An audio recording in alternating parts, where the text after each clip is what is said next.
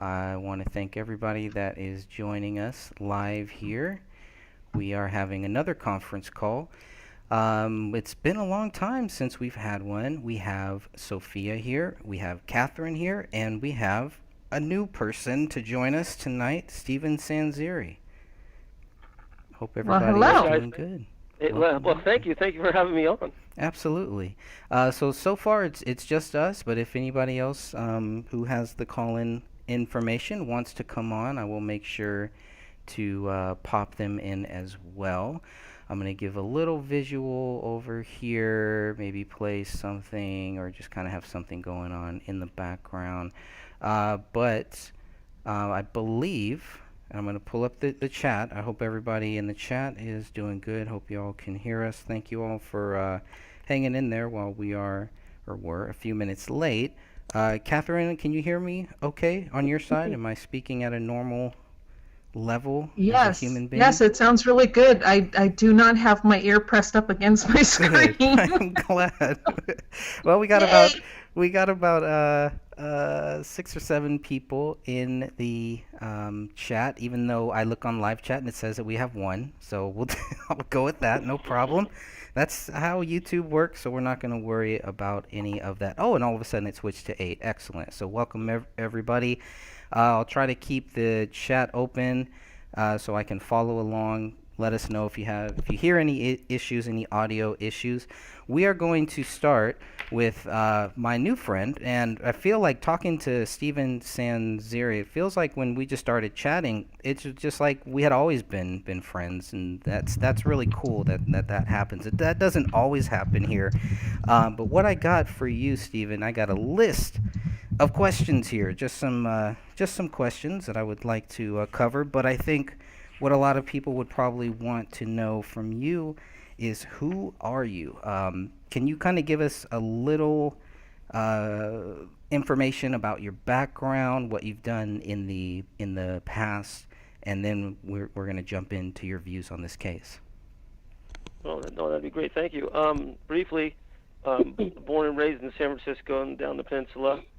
College San Mateo, San Jose State. I became a police officer in 1982 for Burlingame, and that's in California. And then I also opened the Gold's Gym at that time, so I kind of left police work after a few years, and I got back in as a reserve per diem, and I started working bigger cases with the police department in Foster City, and I left there and moved up to the mountains and became a bail agent and a PI and bounty hunter, and I ended up getting involved in the Yosemite Sightseer Murder case, which I wrote a book about called Ultimate Prey. And so that's pretty much where I am here. And I'm 61 years old now, but still have a lot of investigation in me. And I've seen a lot of cases, from the Yosemite case, the Chandra Levy, Scott Peterson case. I had a little bit of that with some evidence that I found. So that's kind of my background, guys. So any questions regarding this case? That's great. You have looked at some of the documents. Have you been able to go through the crime scene photos? I know there's a ton of stuff there, but how much of the stuff in the few days that I sent it over to you, how much have you been able to actually get through? Well, the last document you sent me was basically all the forensic evidence and where it was going and how it was diagnosed, the DNA off the blood, matching up to the crime scene. So I really took a look at that with all the photographs, and there's a lot of loose ends I see, from casing counts to trajectory of a bullet in the ceiling, and 2 bullets to the head and one behind the daughter's ear. There was more rounds shot. The crime scene was messy. What David was doing with Gray State. I went through his Facebook earlier tonight, and I could see, this guy, there was stress in him and such, but with what he had going on, this didn't happen. And one of the biggest thing is when he was murdered, the condition of his face and skull, and his arms being stretched out like a crucifix. And Go ahead. Someone else? Oh, I was just going to say that, that's exactly one of the first things that struck me as well. And I had shown that photo to a retired police officer that I knew here in the U.S. and then also to a police department in another country. And the very first thing all of these officers said, without exception, is this isn't right.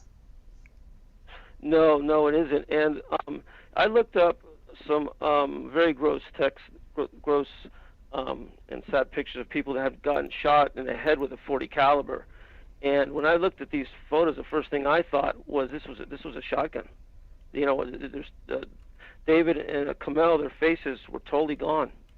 And I see shots from these .40 caliber, online, and I don't see them being that bad. And there's some things we'll get in with the dogs, and I've researched and such, but.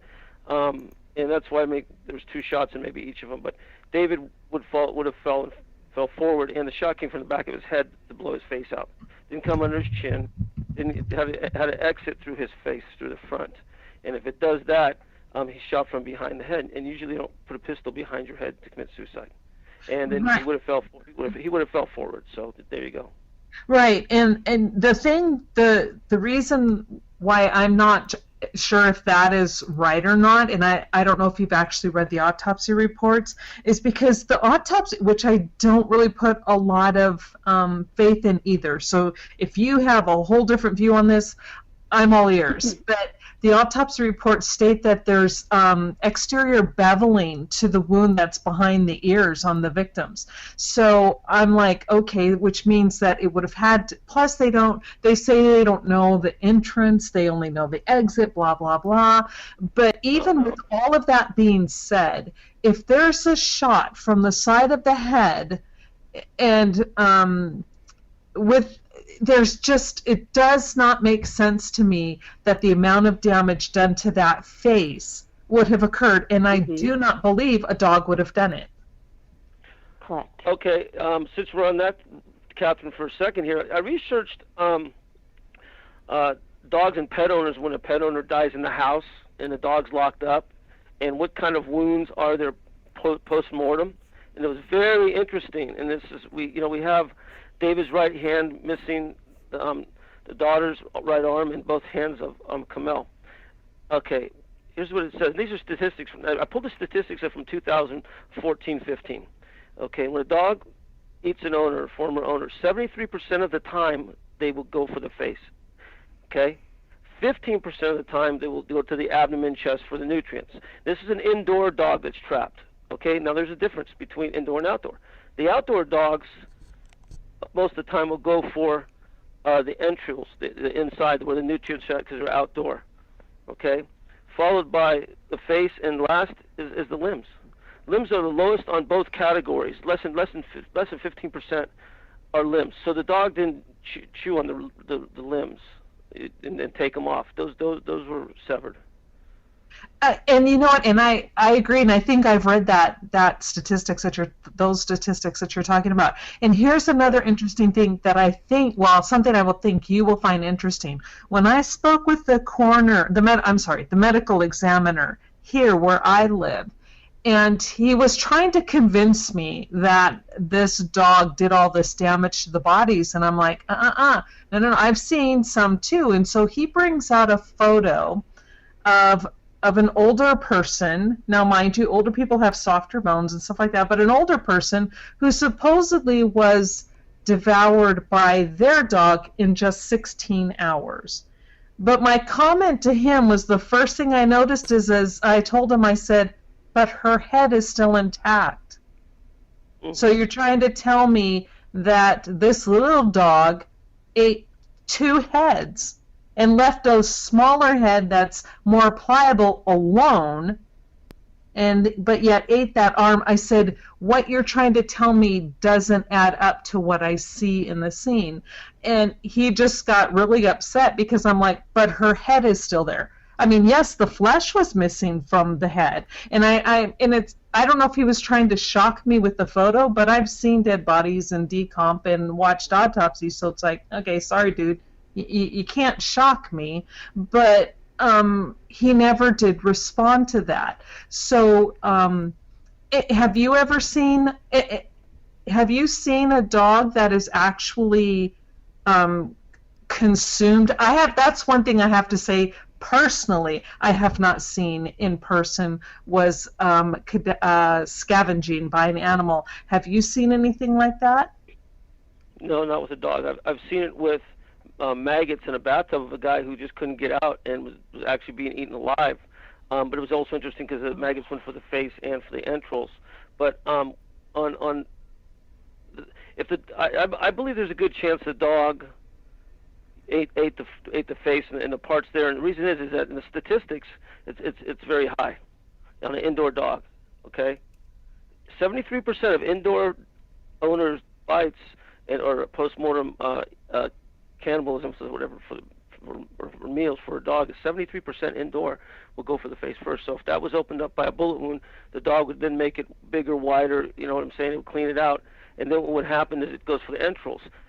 With his daughter's stomach, I looked at it, and it looks like the dog might have started there, and I'm not, but there's looks like almost some like knife wounds almost there, you know. So I can't quite make that out.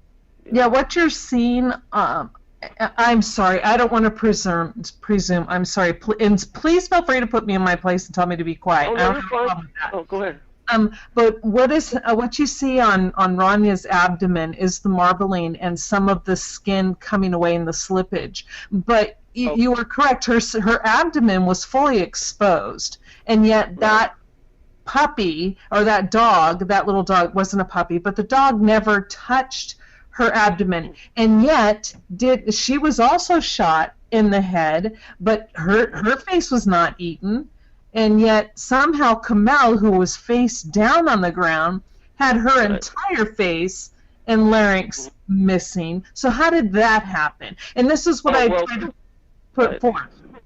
I mean, where her head was positioned fairly close to the couch, well, you can't because the head doesn't move. I mean, something had to have been missing to have her place as close as she was anyway. But what do you have to say about that? Oh, well, it's a 50-50 answer, but she was shot behind the ear, so that would take the trajectory out of the skull to the opposite side. If she was laying on that side, you wouldn't see her face blown off. You'd see her side of her face. She was shot behind the ear. Kamel and David were shot in the back of the head. Okay? And if you look at bullet 57 that went into the attic through the ceiling, if you look at that trajectory in an automatic, semi-automatic weapon where it discharges the spent cartridge to the right and how far it goes, and I'm seeing it in a crime scene, and I know that's not accurate by, it's probably by feet really, but, still the trajectory is the same. Bullet 57 may have been a warning shot over his daughter, holding her hostage when maybe then David came in or something like that, and David didn't believe it and then shot the daughter and maybe shot, you know what I'm saying? Because that trajectory is even off.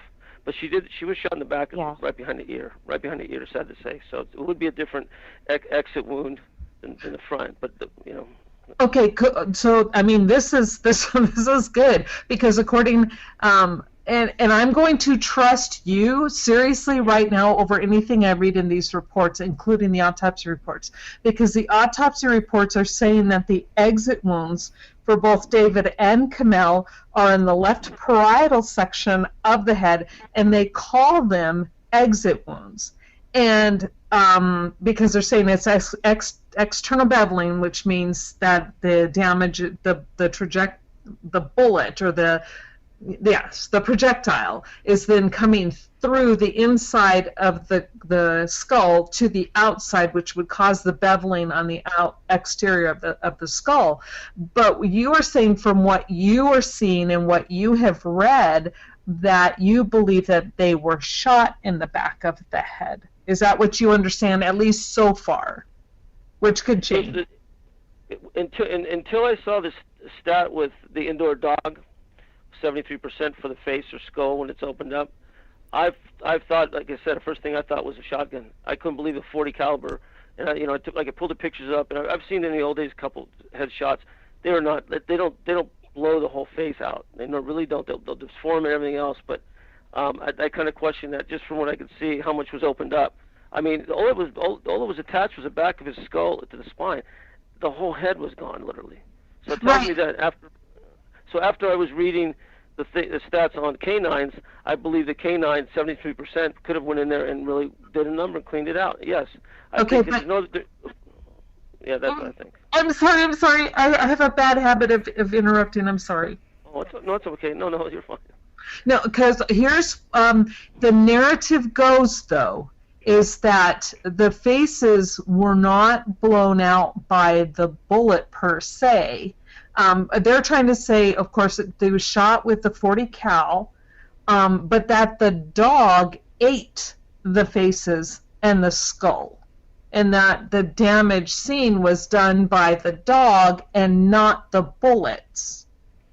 Well, there's the other thing is I think Kamel had 2 bullets went through her. I think, and I count 7 casings, 7 bullets basically, because they're counting 1 casing unidentifiable, which means it was another round from different manufacturer.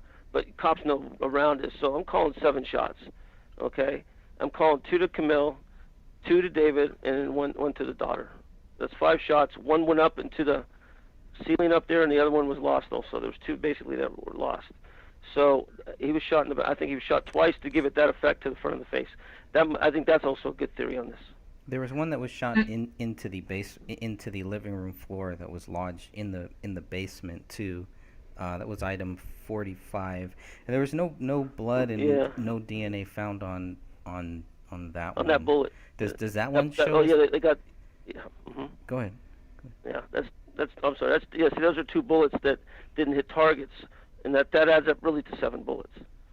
And then there's So one. 5 and. Yeah, and there's one unspent round that was found in the living room floor. Mm-hmm. What do you think about that? About that one? That one wasn't tested either. Unspent round. Like I said, I think this is. I'm not calling this necessarily a pro hit on this thing. There's more than one person involved. I think it's a very sloppy crime scene. The cover-up's poor. He didn't walk around the whole house bloody and do all this kind of stuff. They had gloves on, and they were looking for some stuff. You ask why the drapes were open, and nobody took his computer or anything like that. You know what? They were going to get to it anyway. These guys were sloppy hit, and that's why you got. Why is that? What's with the miss up in the ceiling, Greg? Yeah. If you're that close, you usually hit something, and I think it was a warning shot. I think it was going to be a hostage suffering thing, and then they mutilated him too. I mean, this isn't one guy, and it's not. It was a black ops. It would be just like Phil Marshall. Yeah, it would be clean. It'd be clean. Yeah. Clean, really clean. Yeah. So this is that's what I think. And since you're a former officer, I would really like to get this kind of cleared up, because this item 57 has been a huge bone of contention, because especially Greg, I don't want to say me, Greg has been trying desperately to get the actual photograph of that bullet hole in the ceiling from the day of the crime, and they do not and will not give him a copy of that photograph. Yet they give us the copy, and they first noticed it, and they state in their reports that they noticed it and were informed of that bullet hole in the ceiling a month later. There's no mention in any reports prior. How often does that occur? Where a police officer would walk into a scene like that and not even bother to look up when they're even moving a Christmas tree out of the way, which is where the bullet hole would have been. Oh, absolutely. And it's not a large house. It has 8-foot ceilings. It's right in front of you. So do you think that is it easy to miss, or should they have seen it? Oh, no, they should have seen it. No, it's very easy. It's, like I said, 8-foot ceilings. It's right. You wouldn't miss that. Well, yeah, because that's kind of what I questioned one of the officers about. I sent him an email and I said, I'm reading the report, and, it states that you put on a month later an obvious defect in the ceiling. So was that missed on, or am I missing it in the report, or was it missed by you guys on the date that you guys arrived at the crime scene? And no response. They should have caught it when they were at the crime scene the first minute. Yeah. Holes in ceilings aren't normal. If you really look up, there's really not a lot of holes in anybody's ceiling. And the hole's not going to be super big or anything, but you'd notice it. And my question, Catherine, is, I looked at the trajectory of 57, the bullet up into the attic through the ceiling, and I looked where it would have been shot from with a discharge with out of the breech of the 40 caliber, where that casing go, how far. I lined it up with casing number 7, and that puts casing number 7. That puts the gun behind the daughter's head, even right then, and that's why I think. So 57, he maybe shot in the air. Said, "I'm serious." No. He shoots the daughter, because that's it. Really makes parents will suffer forever just on that, and then takes care of Karen or Kamel. But I still believe they were shot behind the head. So I think that there was somebody holding a gun to the daughter's head, and the other guys were behind them. The guy didn't shoot her and then run over because something would have happened. So there was other people involved. That's how I believe it. That's because of the trajectory on number 57. You're right. That makes a lot of sense, and I think a lot of people would agree with that. However, again, and I'm okay, please understand, I'm not being argumentative. I'm trying to get this understanding in my head. So then in other words, that 57, that the defect in the ceiling actually was there then on that date, and yet somehow it wasn't noticed until a month later, because this is kind of where my theory or my thought process on this is it wasn't there. 57 wasn't put into that ceiling until later on, maybe even the day that it was called in, and when the police officers showed up again a second or third time and said, "Oh, yeah, there's an obvious defect in the ceiling." And I'm like, well, if it was there that first time, with the amount of people in and out between BCA, crime scene techs, the police officers, and even the sheriff's department, someone would have seen that defect in the ceiling, and they would have had to at that point put a little marker on it, at least tagged it and marked it, but it was not done by anybody. And I'm trying to formulate how that could have happened. Well, here's the thing, is that there's 7 casings count on the floor. There's 7 casings. Like I said, I tied number 7 casing from the angle where the shooter was at to the bullet number 57. Maybe they didn't want to put that down. I don't know. When you have a shot that's missed, or there's something that didn't go right, and you don't want to shoot that many shots. Those houses aren't that far away. You start shooting it up in there, people are going to notice sooner or later. So that was a mistake, and that mistake may have changed the MO into something else. It makes them sloppier. If they, now they're really sloppy. They got blood everywhere and all this and that, and prints. That they haven't matched up, because I know they got prints. Okay, I think it finally jived with what you just said. So some things. That's what I think. Yeah. Yes. So there were 7 casings on that day, but only 6 fragments that were found, and that 7th fragment was then found a month later. Right. And Gotcha. you got like Greg said, you have 2 misses. You have one in the floor, one up there. I mean, you want to make the least amount. If these guys were pros, it would have been silencers for sure. Maybe they were, but still they're missing. I mean, these guys don't miss. So they could have been warning shots. Get the people frantic. If it's some people that Greg and I talked about, they know where everything's at. I don't know what was taken as far as kind of like you call it robbery. It's not that. And the blood, all of the writing, jihad writing on the wall. Greg said they misspelled that. Yeah, they had. Yeah, well, the one thing that I did find interesting, and it was Sophia who actually pointed it out to me. So I went back and I looked through the photos. Was that we know David was a filmmaker, and she pointed out to me, although she states that she wasn't the first person who saw it, but she was the one who showed it to me, was that there was a camera, a security camera in the garage, just one, and yet there were people for some reason looking up in the attic. Now, in your experience, how often does someone who has security cameras only have one and have it in the garage? Well, somebody was really poor, not to be facetious, but other than that, the garage, you probably, one inside in the living room and one outside in the front yard or something. I mean, at least 3 of them or something like that, not just one. Most people don't just put one up. Yeah, and because that's what I was kind of curious about too, because I'm like, well, again, this is theory and speculation and absolutely zero proof any of it even existed, but I'm like going, okay, if there was one, there had to have been more, and where were they and who took them? Well, here's I'm trying to say, at first it looks like, right off the face of it, it's a deep state, Illuminati, the whole thing.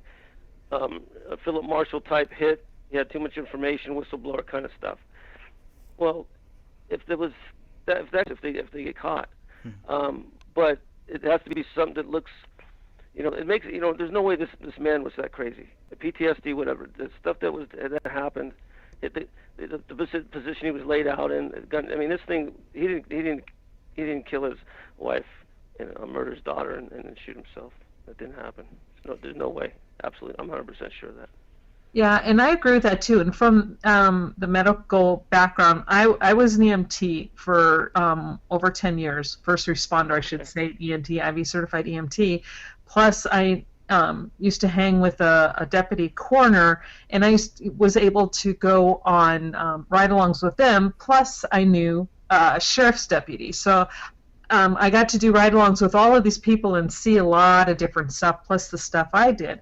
And with Ranya's third rib being fractured underneath, close to where the armpit is, the lateral side on her left-hand side, I will tell you that is not something a dog could do, because it's like almost up underneath the armpit. There's no way that dog could have supposedly pulled her arm out of the socket and then fractured her rib. That was done by somebody else, by a form of blunt force trauma, some type of pressure or something like that. So that, to me, when I saw that, and when I watched videos of David with his daughter, that man loved his daughter. He loved his wife and he loved his daughter. And not to say that men who love their family don't do horrible things, but this is not something that is consistent with who David was.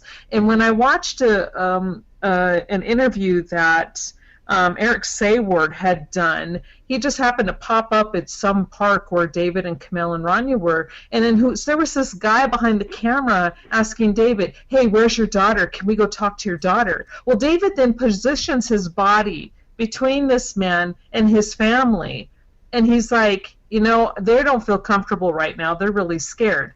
Now, that is a man who's protecting his family, not someone who would then go and rip an arm out and fracture his daughter's rib. Or am I wrong? Does that happen? No, I don't think so. I even think maybe that Camille was posed. I mean, when you fall, she put this, the way her legs were spread, way open, way wide. Mm-hmm. You don't stand like that. You're gonna fall to a point with or in or out. Very, not too much variables of the way you were standing. You know what I'm saying? And so her legs all spread. That was done and the baby was laid there like that. It's just, there's something with that, and that's what I was the first thing I thought. This little girl, and that way the mother was posed. Your legs don't spread. If you were shot in the back of the head, it's so immediate you just drop. Right. Your legs don't spread. The floor wasn't that. She didn't slip out that wide. She was in good shape, Yeah, she was on a rug. Yeah, exactly. And also with the covering of the blanket, David's partially on his foot. Maybe he had the blanket with him on his chest or something, and when he fell, that's what happened. It would have fought anyway. But I think it's that they're maybe thinking of covering something up with, I don't know, with the blanket under part of his leg. And the dog could have done that, Well, here's the thing, though, is the blanket was under Camille and over David. Her sweater was also partially covering his leg. And so it's like, okay, it is so, to me, and again, I know I could be wrong, but the way I read this scene, it's like, it's so staged. And Camille's left hand was under her body, and she's missing her left hand. Mm-hmm. And both hands. Yeah, right. Yes. Well, the right hand was exposed, so they're trying to say the dog did that. But the left hand is absolutely underneath her body. So how could the dog eat a hand that is completely under her body? It had to have no, been removed. Yeah. No, absolutely. The other thing is I researched how long dogs will wait before they will, eat their owner or have a meal, and depending on the dog's size, it's anywhere from 5 to 8 days. If they don't get fed, but it depends on their size, weight, shape, their age, and water. Water is a big thing. They'll finish their water up before they do that a lot of times, but it's 5 to 8 days they will do that. Start that. That is good to know. That is good to know. Yeah. And Can I here's cut in? something. Go ahead. There was 2 points I wanted to make in regards to Camille. The 3 spent bullets that were found on the carpet that day all had her DNA. Her blood. 3 hollow points. So it was 3. Yeah, she got shot 3 times. Okay, there's a lot of bullets.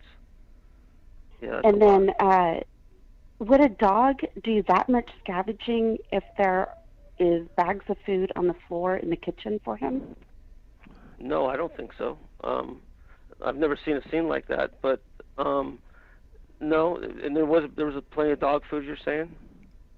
Yes, there was one large bag and then half of a large bag, and neither of them had been scratched up, chewed up, or anything like that. Okay, and So that's good you told us about the 3 bullets, because I was guessing too that into Camille. Now, if there's 3, that'll explain why the front of the face was out, and that the dog would, if he had food, no, the dog wouldn't have then feasted on any kind of thing from the face or what have you. And then that makes sense with the 3 bullets, because it would do that kind of damage. I just remind everybody of that, only because, I couldn't say it earlier. You guys are having such a great discussion, but also Derek in the chat had brought that up too. And Sorry, can you say that again? Derek in the chat, the live chat that's going on YouTube, had brought it up also. Oh, okay. About the Okay. 3 bullets. Sure. Yeah, I just saw too much damage to the face. Like I said, the first thing I was thinking it had to be a shotgun. I've seen those. I've never seen a 40. The skull bones scattered throughout the scene, and jaw bones and stuff like that. It's just Right. It's almost as if somebody took something to their faces. You know what? You might be correct on that, because on both of them they said it was just the back of the skull attached to the spine. So you're looking probably 3/4 or more of the head gone. So that's why David had to have had at least 2. Because I looked at the photographs and it's pretty bad. Mm-hmm. So that's a good point. Yeah, that's a good point. Well, That's isn't why it- Go ahead. Finish your thought there.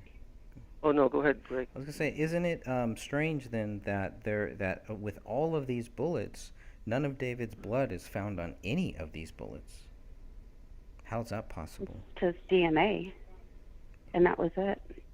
On what? Just his DNA on item 57, the attic. They have That hair. was They have tested. hair. Yeah, they have hair and other things on those bullets. Yeah, but there's But nothing. But none of it belonged to David. It all belonged to Camille or Rania. Not one of those fragments had David's hair, tissue, blood, or scalp. Nothing. It's so weird. That's Well, correct. then where did those bullets go that killed David? Yeah. We That's don't what even know if he was killed there. That's what we keep asking, and they won't answer us. If let's say they lined them up and used just 3 bullets through both of them, you wouldn't see the damage on Camille. The bullet would have to go through 2 skulls. So if you think it that way, but otherwise, where's the bullets for David? I mean, and that's why I was looking. I could see David's face, but not Camille's. That's why I think they're not mentioning it, but there was a shotgun used. One shot, you just pick up the shotgun, and it's possible. Well, I don't know. And you could very well be right. And the thing too is that I had my deputy coroner friend look at a piece of skull that's in one of the photos, and because I'm like, hey, look at this and tell me what I am seeing, because I had a feeling what I was seeing, but I didn't know for sure. And I said, okay, tell me what I'm seeing here. And they looked at it and they go, oh, this person, I mean, they're just looking at the skull and the first words out of their mouth was, "Oh, this person was killed. This is multiple blunt force trauma." And I mean, I went cold. My blood went cold, and I said, "Excuse me?" And they said, "Oh yeah." And now this is a deputy coroner that had over 3,000 cases, so they know their stuff. They deal with this obviously a lot. And they said, yeah, and they started pointing things out. Then they started counting. They stopped counting at 10, and they said there are at least 10, if 10 more, or possibly more, blows to the skull in this person. And they said some of these are severe enough that one of these blows could have killed them. So they said the person, which we then, through reading the reports and putting together autopsy reports, and you look at where things were found, this piece of skull bone belonged to David. And so he was actually beat. His head, he suffered multiple blunt force trauma as well as the gunshot wounds to the head. This man was brutalized. The whole family was brutalized. But so this wasn't. Yeah, this was. They didn't go in there quickly. But I was going to say something about some blood around Dave. But go ahead. Oh no, no! Please, you go ahead. Oh, okay. So like in the police academy, we were taught, if you get in a fight, try to avoid the head. Like just the littlest thing with a baton, the guy looks like he shot him. It's terrible. You bleed from your face a lot. If you look at David's left sleeve, I mean, he's very blood soaked. Okay, if it was a situation when he was shot back of the head, he wouldn't have his arm so soaked on the other side, on his left, because his hand's still in everything. Right side, yes. But his left side is very blood soaked. If they beat him before they shot him, he would have blood all over him. And I think you're making a very good point. And I would look at the blood analysis. It's not splattered or anything like that, but it's so blood soaked on his left hand that's stretched out, his left arm, and whole thing soaked with blood. And then you look at his wife from pants or whatever, and the little girl, but he's very blood soaked, and that probably came from strikes to the head or in face. Absolutely. Yeah, and that's, I mean, I'm so glad you're here, because things are just coming together in my brain now. I'll probably be up for the next 2 days taking notes. But because, yeah, looking at that photo, if you look at his shirt, it's almost a straight line down the center of his shirt, and it is only his left side that is soaked. Right. But yet, where's his blood? They do not find his blood or Ranya's blood anywhere in that house, except for Ranya's blood is on a bullet fragment. That's it. Right.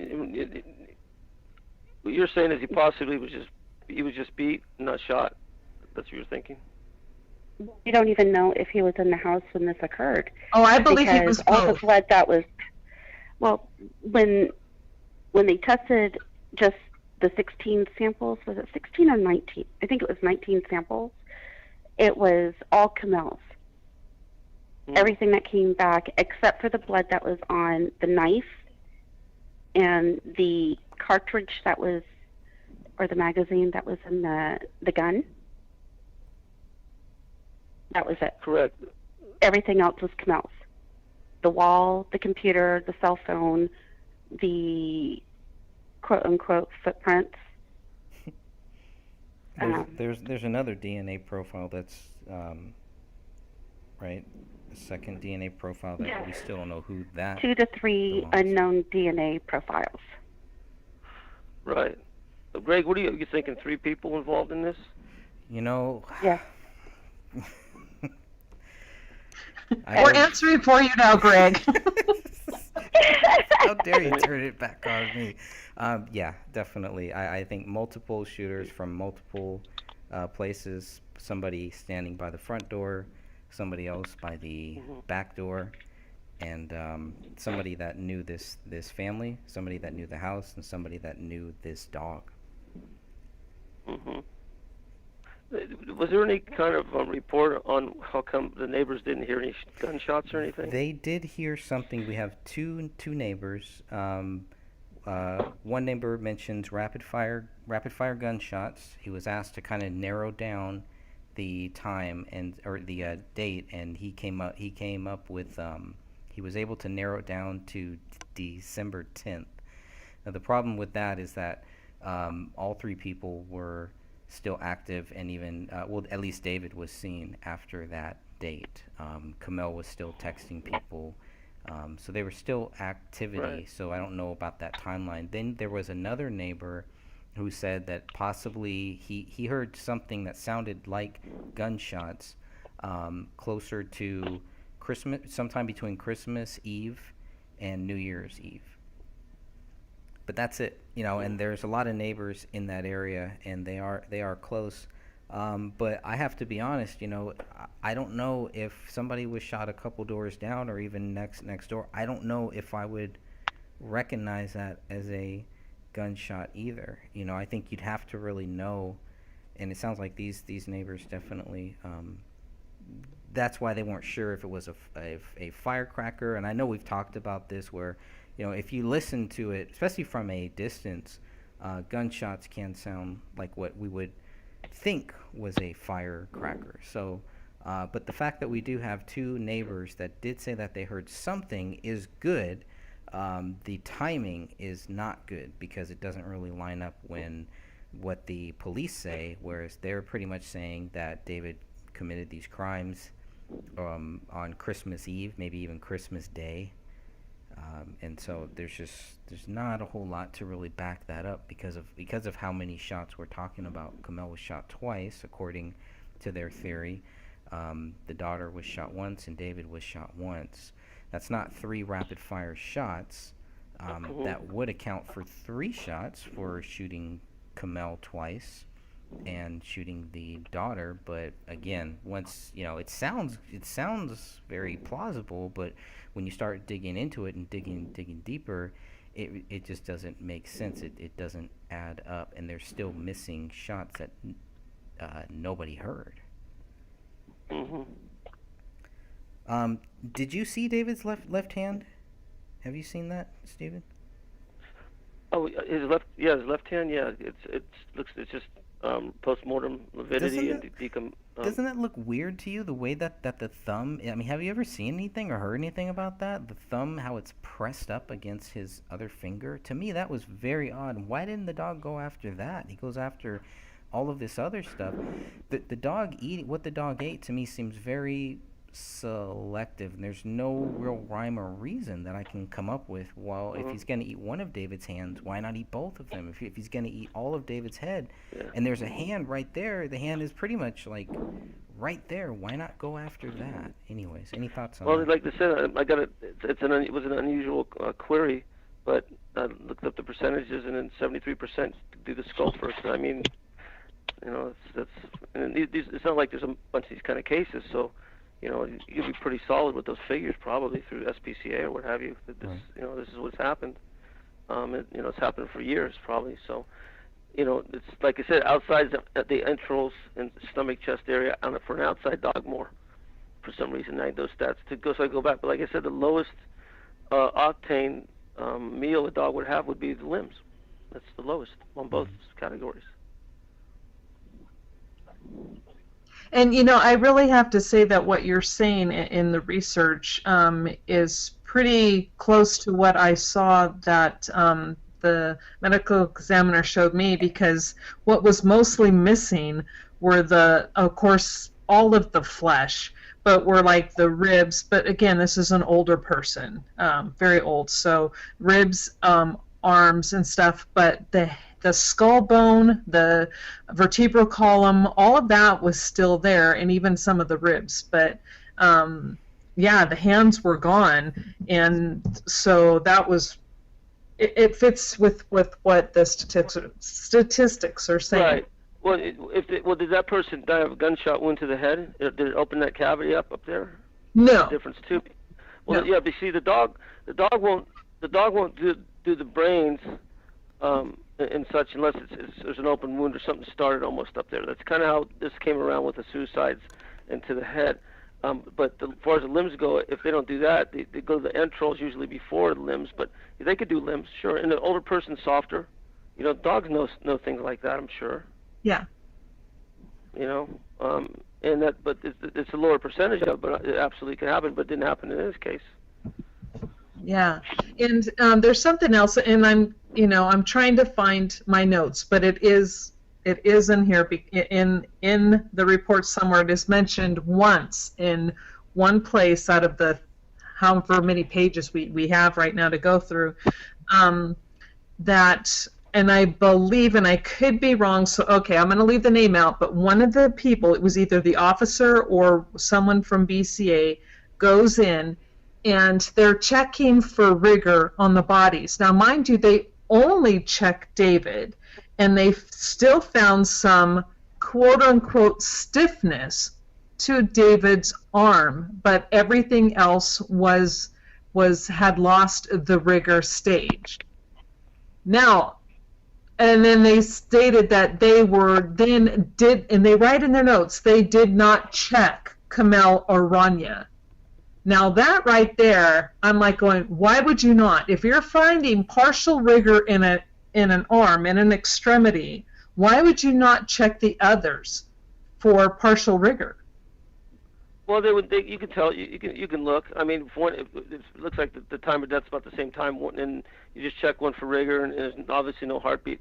You know, the other ones visually have rigor. You know, rigor goes in the first 18 to 24 hours. You know, right. And it just decomposition. They decompose at that time, but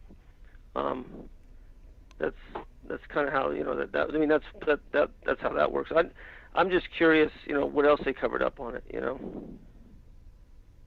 Yeah, I agree.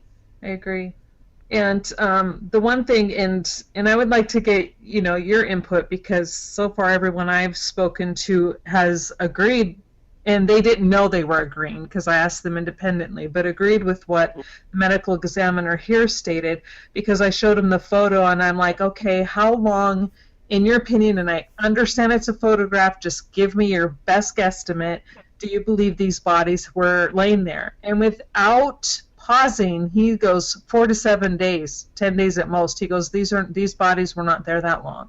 And I said, okay, so what are you going on to do? I mean, I'm not questioning, he's a doctor, but I was just trying to get information. And he said, based on the marbling and the condition of the bodies, and he asked the temperature of the room and where were they located. And I told him that the house was set to, was it 68 degrees, right? Yes. Yeah, okay, set to 68 degrees. The back door was just cracked. It was not open, but it was still cracked. And I asked him, I said, it's in Minnesota, it's winter time, it's cracked, but the temperature is set to 68 degrees. The heater was on when they walked in.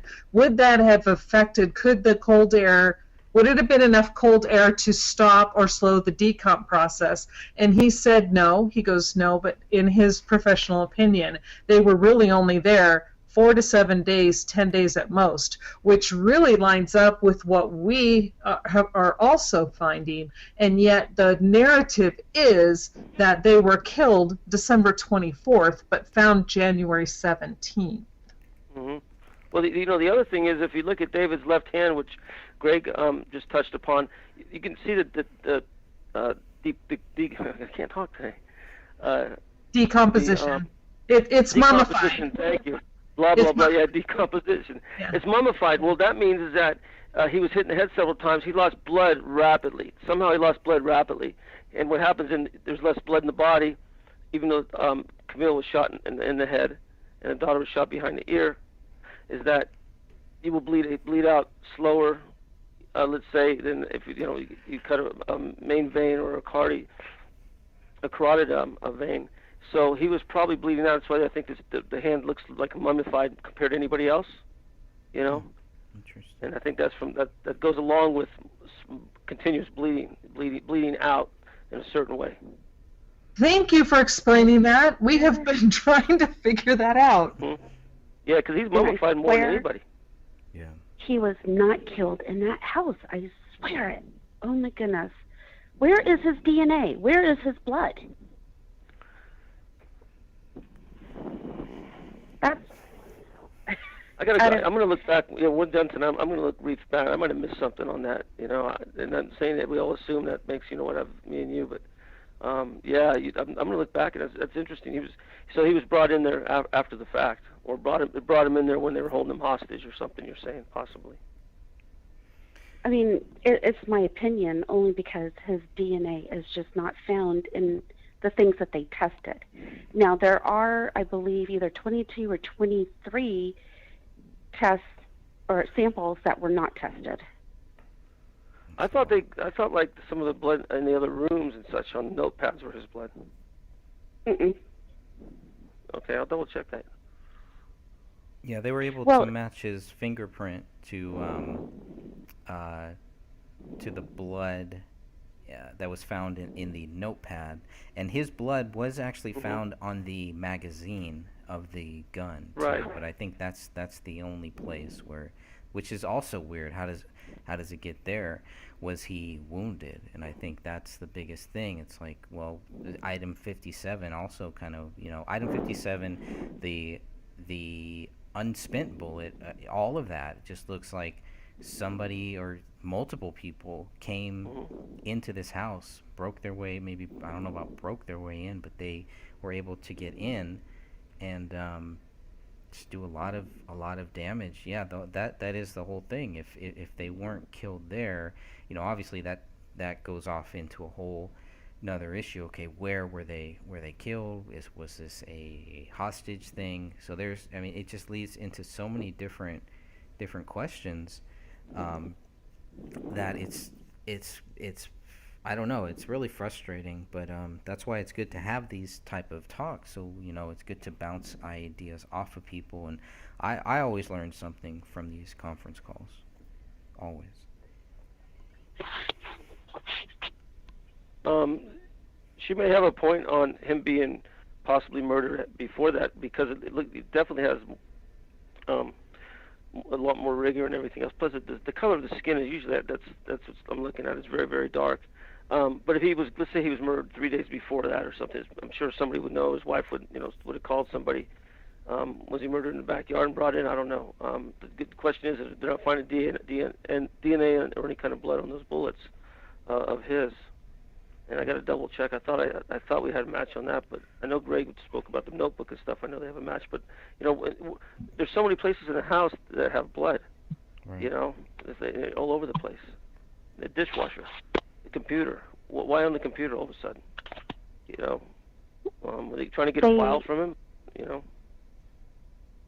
I was going to let you know that they took 47 samples, and I'm trying to find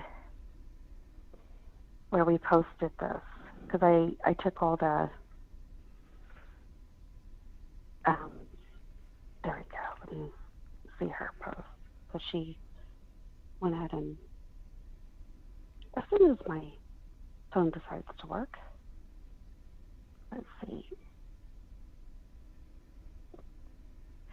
There was 47 samples taken from the crime scene. 16 were tested, 21 were not tested. Now, there were some handwriting samples that were taken from the crime scene. So those were the ones that were not tested. I think there was like 10 samples taken. Mm-hmm. And so they were not the DNA tests. But out of all that were on that DNA lab results, was 47. 16 DNA items were tested, 21 samples were not. And when I had a conversation with the BCA over a year ago, maybe a year and a half, they still had those samples. Hmm. But I just Well, found it odd that they would. Sure, go ahead. I'd like to go back, just go around a little bit on you guys' opinion as what you've seen or know, how you read about. Would you agree this was a sloppy execution? Yes. Okay. Absolutely. There's three. Oh, Kathleen. Thank you. There's three things there picked off his Facebook, and this tells me he knew that somebody was on him. And on Facebook, off of the indentation on the impressions on what was typed or written. So these are from the indented impressions after you write a piece of paper behind it, then they forensic it, and these are what. And it was scrambled a little bit, but this is verbatim. Undercover, great danger. Undercover, great danger. So he wrote this on a piece of paper, and they got the impression. Okay, so he knows something's going on. He's not saying undercover great danger like he's undercover, I'm a great danger myself. He knows something's going on. Number two, the other impression that was picked up, it says going to full auto. So he's looking at defending himself for some reason. Not going to full auto and shoot my family tomorrow. Just going to full auto. And the third impression picked up civil matters. That means he knew that civil matters, like it'd be talking CIA company, deep state stuff, civil matters. He's not talking about a lawsuit or anything. So these three things caught my eye earlier tonight, and so he knew he was in great danger. He wrote that down on a piece of paper to himself. So he knew something was he had eyes on him. Something was going to happen, and he knew it. Oh, that makes so much sense with the stuff that Sophie and I found when we were going through the phone records and the text messaging and comparing those with what some of the guys from the gray state and his supposed friends were saying. They were saying that they had contact and they sent these texts and they called, and there is zero proof of any of that. There's no proof whatsoever that any of those calls took place. And in fact, text messages and phone calls coming into his phone were then routed through to a whole different number. So there's a lot of really weird stuff, and oh, there you go. Yeah. My And biggest question. can I add real quick? I just wanted to say that it didn't appear that David was doing the routing of the phone calls. And that's what I'd like correct. to ask your opinion on is, what does that mean? Was somebody Title cloning 24. their phone? It's wiretap, sure. It's supposed to have a warrant for that. The wiretapping's totally illegal. You have to let somebody know, like when you make a phone call, you're being recorded. But the wiretap itself, the dark state and FBI or anybody could go ahead and do that, and normally you have to have a warrant to get that. You can only listen in for so long and such, but. There's nothing legal. They're not going to do anything legal and go by the law when they do something like this anyway. But sure, they were listening to phone calls, things like that. Yes, Because I want to just clarify, yes, because this was going on for 2-3 weeks, maybe even longer. So that routing through another phone number can mean a wiretapping. Is that what you're saying?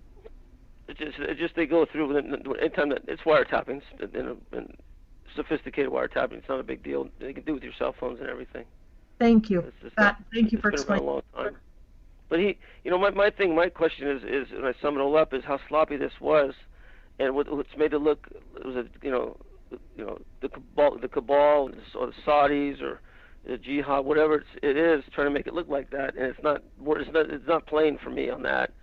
And the missed rounds at ceiling, the floor, his body possibly moved from another place. Why pick these guys and not just do it more professionally? That's what I'm kind of stumped at,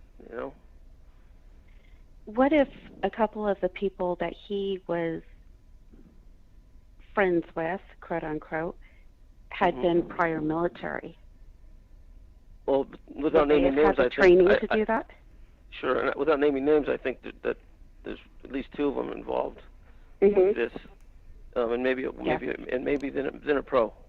This wasn't three secret agent guys going there to do this for a living. It was too sloppy. Number one, and number two is somebody who knows it's easy to get inside. He befriended all these people, and who you're going to trust, and there's definitely one or two of those guys is inside with whomever orchestrated this thing. I believe that, and they paid him some good money. These guys, they'll go do anything like that. And there's some other things that Greg and I talked about earlier. We can't talk online, but, we have ideas. Oh, thank you. Thank you. I mean, you're making this so much clearer. Thank you so much. Yeah, You're welcome. absolutely. My other question would be, since you have worked as a police officer, the pot, that didn't show up in any of their talk screens. And So what are you talking about? Marijuana? Yeah. hmm Well, I missed the narrative on the marijuana. What happened? They did find it at the crime scene. They took photos of it. It's sitting on the dresser, open in the grinder. The grinder is open, and it's just sitting there. And then there's like a bag and some tweezers. I think there was a couple bongs, a couple one-hitters in the bathroom. But they found no pot, no marijuana in either of their systems. They were clean toxicology reports. The only thing that was found was Camille had something similar to an aspirin product, but they were completely clear for alcohol and drugs. Sure, you know, the marijuana, they might have used it every once in a while, and it's about like 30 days to get out of your system. They're both in pretty good shape. You know, they drink some cranberry juice and it's gone. Or they're not trying to hide anything. They weren't avid smokers. That's all, you know. And so a lot of people who believe that David is guilty are using the marijuana as an excuse for him snapping and killing his family. Marijuana doesn't do that. I know. Well, you got the wrong drug. You've never seen that movie Reefer Madness? I mean, according to that movie, that's exactly what happens. That's so far left. You know that? Oh my God. I know. You know, you know, it's funny. I can't even watch it. It's so stupid. You know what I mean? I watch Half Baked 10 times before I watch that one. You know, that movie's terrible. Yeah, it is. It really is. It's funny. But, it's funny to watch it every now and then because of how bad it is. Sometimes I don't know, Greg. sometimes I don't movie is so have bad. patience for that. Yeah.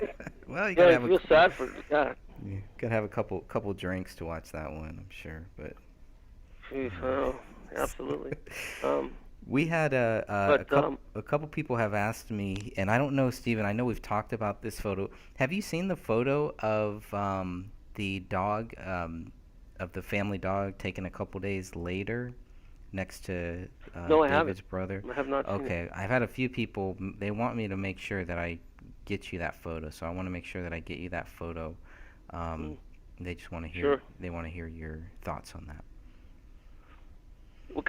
By the way, what size, what kind of dog was it? I really don't have any idea. It's a medium-sized half beagle, and you know, a very friendly dog. And I don't know exactly how. I forget the age of it, but it wasn't that old either. But And also, it's important to note that in one of the articles online, it stated that at the time when Paleo was taken to the vet, he only weighed roughly 15 pounds and normally was a 20-pound dog. Oh, okay. Then, yeah, you know, there's just, you know, he didn't consume the hands or limbs. I don't, you know, he might have done a little bit on the skulls, but that the dog didn't gain any weight. You know, the dog, none of the entrails were opened up. If the dog was really starving, he would have, you know, went into the cavity. But he had that food, like she said. There's food in the kitchen, which I was unaware of. I thought, you know. But the dog didn't eat the food either. That's the thing. Well, the dog knew what happened. The dog went into depression. That's what will happen. Okay, there you go. Yeah, the dog. We know that's just the dog. You know how dogs are so smart. They know something went wrong, and that's just, you know. I watched on Facebook, YouTube the other day of the dogs that go to cemeteries 3 or 4 years later, and they whimper for their owner that passed away, you know, 3 years earlier, and they know, you know, they know under the grass and everything. So, no, dog. That doesn't surprise me at all. And the dog will hold back too. From, you know, the dog knows that, you know, it's the last resort. You know. So you know, if that was that good of a dog, you know. One of the we just got a great question in the our chat room too, about that dog. If the dog did all of this damage, would there be blood on its mouth? Would there be blood on its paws? Would we expect to find that? Because I think that's why people want you to see this photo, because there's nothing like that there. Maybe they cleaned it up by that time. You know, maybe they gave the dog a bath or something, but would Nope. we expect to find that? No. They weren't supposed to do anything with the dog. Just feed and water him. That's true. You're right. Depending if the dog did eat some bone and such, I mean, they'll go ahead and give the dog an enema, and then that's what the first thing, you know, as law enforcement we would do. You know, take it to the vet and give it an enema and get the evidence out. Test you know, it. for it digests all the way or what have you. Yeah. And you know, you're going to find it's got to go into the feces, and you're going to find, you know, human bone in there. You don't digest bone. Stephen, You know, so if the dog, you know, I wanted you to know that the police, the officer who dropped off the dog, explicitly told the kennel that they took him to not do anything to the dog other than provide it food and water only, not anything else.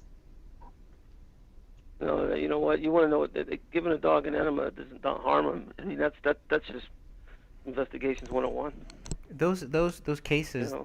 that you talked about, Stephen, about how they, you know, what I think you said 73%, you know, the dog eats Mhm. the owners. Did they mention anything about testing feces or anything like that in those? Oh, no, they don't say anything like that. But I mean, that's what you would do that. Hmm. You know, because the dog may have ate a bullet. You know, I mean, that's happened, I'm sure. You know, the dog swallows eating flesh and that swallows a bullet. I mean, that's not out of the realm by any means. So now when you're missing a bullet, let's separate the dog. Yeah. I have to jump in here because that's exactly what the narrative. I'm sorry, I'm so excited. You're bringing this stuff up, and it's like that's exactly the narrative. They were trying to say that the fragments were still inside the skull, and so the dog ate it all, and so that's why they disappeared and they couldn't find it. But yet they didn't test the dog or any of the feces. They just said and now the door was cracked, but the dog couldn't get out. Is that correct? Correct. It was 1/4 inch open. Yeah. So there'd be all the feces inside. I'd collect that evidence. It'd be, you know, automatic. Oh yeah, absolutely. They would just roll. You know, something like that. They'll take the whole rug, just roll it up and take it and forensic the rug. I mean. And they took none of it. Yeah, I can see the feces in the picture. You know. Yeah, they took none of it. They tested none of it. Well, if they would have And the taken search that warrant rug, did cover that, yeah, that's true. so they The could have dog is- legally done it. They could do everything. You know. I'm kind of surprised, even though it's a sloppy hit. I mean, I truly believe that it wasn't a couple of friends who got high and drunk. Is that where the computers and all that kind of stuff? Then they would have went in there and cleaned it up earlier. I don't know. You know, maybe it's better to leave them to go ahead and decompose.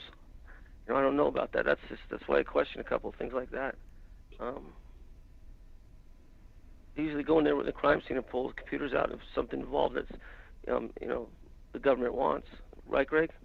I would think so. Yeah, they did with Philip Marshall. You know, they pulled everything out right away. The whole weed, and I don't know. It sounds like maybe we need to show you the photos of how that weed was actually laid out in their bedroom. It's not too similar, but it's not that much different from Phil Marshall, because that was one of the first things that the cops jumped on there too, is that Phil had weed out. This was even worse. This looks like they were grinding it. Somebody knocked on their door. They kind of stopped, and then these murders happened. Okay.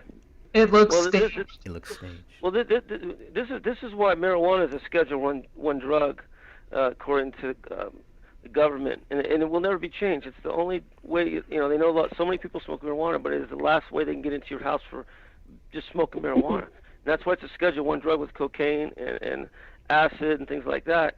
Mushrooms, Schedule I. Mm-hmm. But marijuana is Schedule I drug. It shouldn't be there. Why? Because that gives the feds all the power in the world to go in there.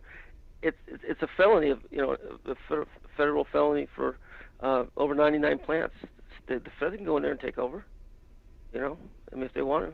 But cultivating federally is illegal. So that and it doesn't say if they got any more faces. That stuff. It's more of a probable cause. Hey, they can back it with, hey, this guy sells marijuana. And then they'll post hence the warrant and get some crooked judge to backdate it, and say, we thought he was this and he pulled a gun on us. That's how they work that. But it's definitely a default for the federal government, which is probably involved in this. And it probably made it look for like his possession for sale, like he was a bigger dealer. Yeah, Stephen, can you see the photos Greg's running right now? No, you know what? I'm just on other computer, so I don't have it all up. Okay. Because I was going to let Greg know which photo number was the pot on the dresser, but that won't help you, so never mind. Oh yeah, I'll take a look at it, definitely. We can do a curtain call later for 15 minutes if we have a bunch of stuff we found out. Sure. That sounds great, and I truly appreciate you taking the time tonight to discuss this with us. Oh no, thank you. We do have some questions. Oh, go ahead. Yeah, no, well, first you guys did a great job because I picked up on a lot of things I missed. Thanks to Greg, got me a lot of good information. I was trying to think. I had a couple more things here. I went over the impression on the handwriting, which reading through that tells me that he knew something was going to go on. Dishwasher. One of the biggest things is just how, so many places where there was blood, touched or moved or whatever, And the first thing I thought was, the poor guy is beat. He's walking around, he's stumbling in the kitchen. There'd be a lot more blood than that. So somebody was, here you are. Having only one little fingerprint by the sink and in the dishwasher, a little bit of blood. It tells me that came off of one of the suspects. Not, maybe a cut on. That's what I was going to ask you. Yeah. Oh, see, my goodness. I was going to ask you about that. The only thing listen, they got to his gun. The only thing David had probably was the knife. And I know when I had a situation, I didn't, go anywhere in my house with a pretty nice sized blade because people get in. I don't carry a gun around, all that stuff, but just a little bit of an edge, and that's how he thought. And he's probably really good with that knife. And daughter's not going to shoot herself. He can lay it on the table. It's it's not a firearm hazard. And the guy who there should be, if this was if this was David, his wife, or his daughter, if they went into the kitchen and there was one drop of blood, it would be a flood. I mean, just the way they were wounded, shot, hurt, whatever. David, basically done the fight, cut the guy. The guy went in there. There's very little drops of blood, like maybe he sliced his hand a little bit, washed it down the sink. You are saying exactly what the deputy I spoke with said, and also the deputy coroner, the sheriff's deputy, and then the deputy coroner said exactly the same thing. They said that blood in the kitchen was more than likely belonged to the perpetrator or perpetrators, and it should have been tested. And they asked me, that was the first thing they said, was that tested? And I said no, and they said that was a huge mistake. No, that's one of the things that caught my eye. It was just there should be no blood or a lot of blood. Okay, and then we got a couple of drops. I mean, you go in and the guy was going to wash his wound out. If it's only a few drops and he left them, I'm sure he didn't. They didn't have to clean up anything. So even if he had a rubber glove on, which makes sense because it's going to hold some blood back. So they had latex gloves on. Sure of that. All right, because I'm sure they're. Yep. So you still cut the latex glove. Yeah. So. David probably got a punch in, and got cut the guy a little bit, and they maybe shot him from there or hit him in the head with the what object did they hit him in the head with? I mean, you could do a number with a gun, the butt of a pistol. You could cave a guy's head in if you had to. I don't necessarily see that, but there's not enough blood everywhere else to be David or anybody else who was killed. Right. Because wasn't it the computer that looked like it had like a smudge, but it was like a latex? Yeah. That's and that was in the kitchen, right? Yes. Well, it was on the island. It was on the island, right? So it's by the sink, but in the kitchen. So that guy touched this dripped a little bit. He was going probably across toward the sink, and his hand grazed over the computer, and a little drop or something. But that tells me definitely you guys are right on that. It's the suspect's blood. And and there was a knife. There's blood on the knife. So, they probably used it against David maybe also. But the blood in the kitchen is if they tested that, it wouldn't be David's. Yeah, the knife is the only thing in that crime scene. Not the gun, not the magazine, not any of the spent cartridges, or not even the bullet fragments. But the knife is the only item that had blood detected from David, Kamel, and Rania, and the police didn't even believe that was important enough to even make part of the investigation. It was found open with the blade pointing down, the tip of the blade pointing down toward David's feet, and here it was open on the floor next to David, and it was the only thing that had all three of their blood on it, and yet it was never part of the investigation. Yeah, no, they stabbed those people too, I'm sure. Or they used it. They might have used it to cut part of the hands off. I don't know, but the blood, we Yep. suffice that the blood around the sink and stuff, is suspects. Yes, which makes sense. Yeah, because if they're, and when you look at that piece of the skull with the skin and the scalp still attached, you see straight lines. And I'm sorry, a dog pulling a scalp off is not going to leave a straight line. It was something was used to make a straight line to remove that from David's head. And since there's a knife on scene, I'm going to just jump in here and make that assumption that the knife was used to then cut the scalp away from David's head. And at that point, whether they're stabbing David or trying to cut off hands, we don't know. That's a pretty good assumption. But we do see straight cuts and straight lines on the scalp. But a lot of people don't understand how slippery blood is and how easy it is if you're trying to cut something and you've got blood all over, how easy it is to slice your own hand. And so that is my take in how then that blood was then transferred by a passive manner. They slice their hand and trying to cut, and so then they're then going to the kitchen to wash their hands off, and then it's dropping.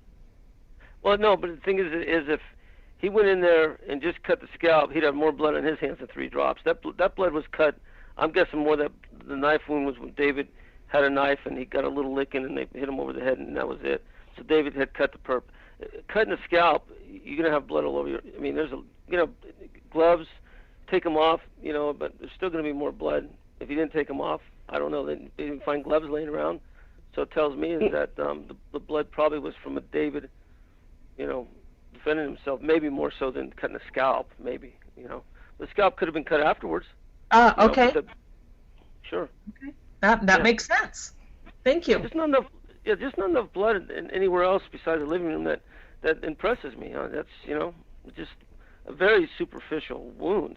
If anything, we've all probably done worse than that, just cutting tomatoes,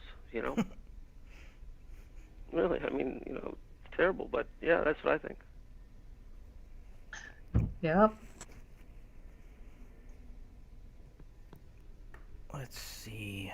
Well, once again, I'm really grateful that we've had a chance to speak with you tonight and that everybody else has had it. Sophia. Oh, Sophia, okay. I remember you came on, I thought we lost you earlier, and maybe I thought it was somebody else. Sophia, okay, great. And Catherine, right? Catherine. Yeah, that's me. And we do have some questions for you, but we'd like to ask you privately in regards to the case. Yeah, sure, we can go off air. Yeah, no problem. Everything's confidential because, if this goes big, everybody, those of us who come up, people can laugh. You're putting your life on the line, okay? And Greg has done it. I've done it. You guys are doing it. They start targeting. They listen in. They'll see when a threat's a real threat. We're not out there writing books and preaching and selling snake oil, right? But everybody's doing this. Alex Jones is still alive. So if Alex Jones is still alive, I think we're okay. But we still take it seriously to keep it confidential, right? Right. We've all had to move in regards to this case. Yes, we did. Oh, really? Yes, we did. Oh no. And that yes, why would we have to do What have you that? gotten into? Greg, what have you gotten into? All part of my plan. When I say, Greg, when I signed up with you, I signed up for the best. So That's I'll go with you guys, okay? Awesome. But Stephen, you have to understand that we'll all just grab a glass of wine and stand around a fire and sing Kumbaya. Yeah, well, that only gets you drunk. Okay, so anyway. No, we could do better than that. Scotch. No. Okay. That's too funny. We got some great. I want to give a shout to everybody in our chat room too. Thank you all for joining us here. And again, so many different things that are going on in our chat. Lots of great points being made. So make sure that keep making those points, and I'll try to get to some of those too. We had one that was made about the locks on those doors. So. Some of the doors look like maybe the locks are brand new. I know we had talked about a a gentleman named Sean Wright. And Sean Wright, when this whole case first broke, he told Dan Hennon that the police actually kicked in the front door. Now we know that that's not true. It's not mentioned in any place, but it's just one of the more reasons why you can't consider a person like that a credible source. Um, Lots of things like that where people were telling us, no, this is what happened, and then we get the actual documents, and you can clearly see, no, none of that happened. So they just lied, and there's a lot of people like that. There's a lot of people out there that are just lying, that are just basically making stuff up, that are trying to trick people. And so that's another reason why I love doing these calls. That's why we have so many great people in our chat room who really care, who really want to find out what really happened here. And I think one day we will definitely we will find out. And of course, the goal is to reopen this case. And so, Stephen, if you have any thoughts, any suggestions on that, we definitely want to talk about that at a later time too. And any tips, if there's anybody out there listening or watching this that has any tips, any ways that we could further that, I think that is our main goal. Dan Hennon hired a private investigator by the name of Kenneth Maines, and it pretty much, Kenneth Maines, he wasn't really hired. The problem was Kenneth Maines wasn't hired as a private investigator. He was hired to give his thoughts and give his views on this case. And we thought that Kenneth Maines was going to take all of the documents, everything that Dan gave him, and add to it, not just look at it and pretty much, take away everything that had questions and only talk about the stuff that the police said. Basically, Kenneth Maines was just saying why the police got things right. And there's a lot of questions there. There was a lot of problems there, but we are always looking for a private investigator to kind of help us go further. I think in the 5 years that we've been here, we've collected a lot of data, some public, some private. But just with the public data, it's just kind of baffling how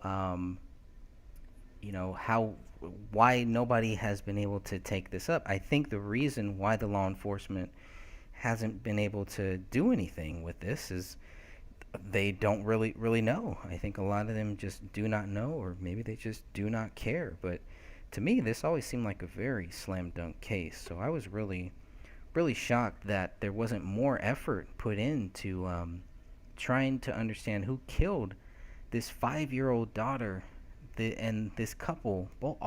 Both were 28 years old, 29 years old. These are very, very young people that had everything going for them.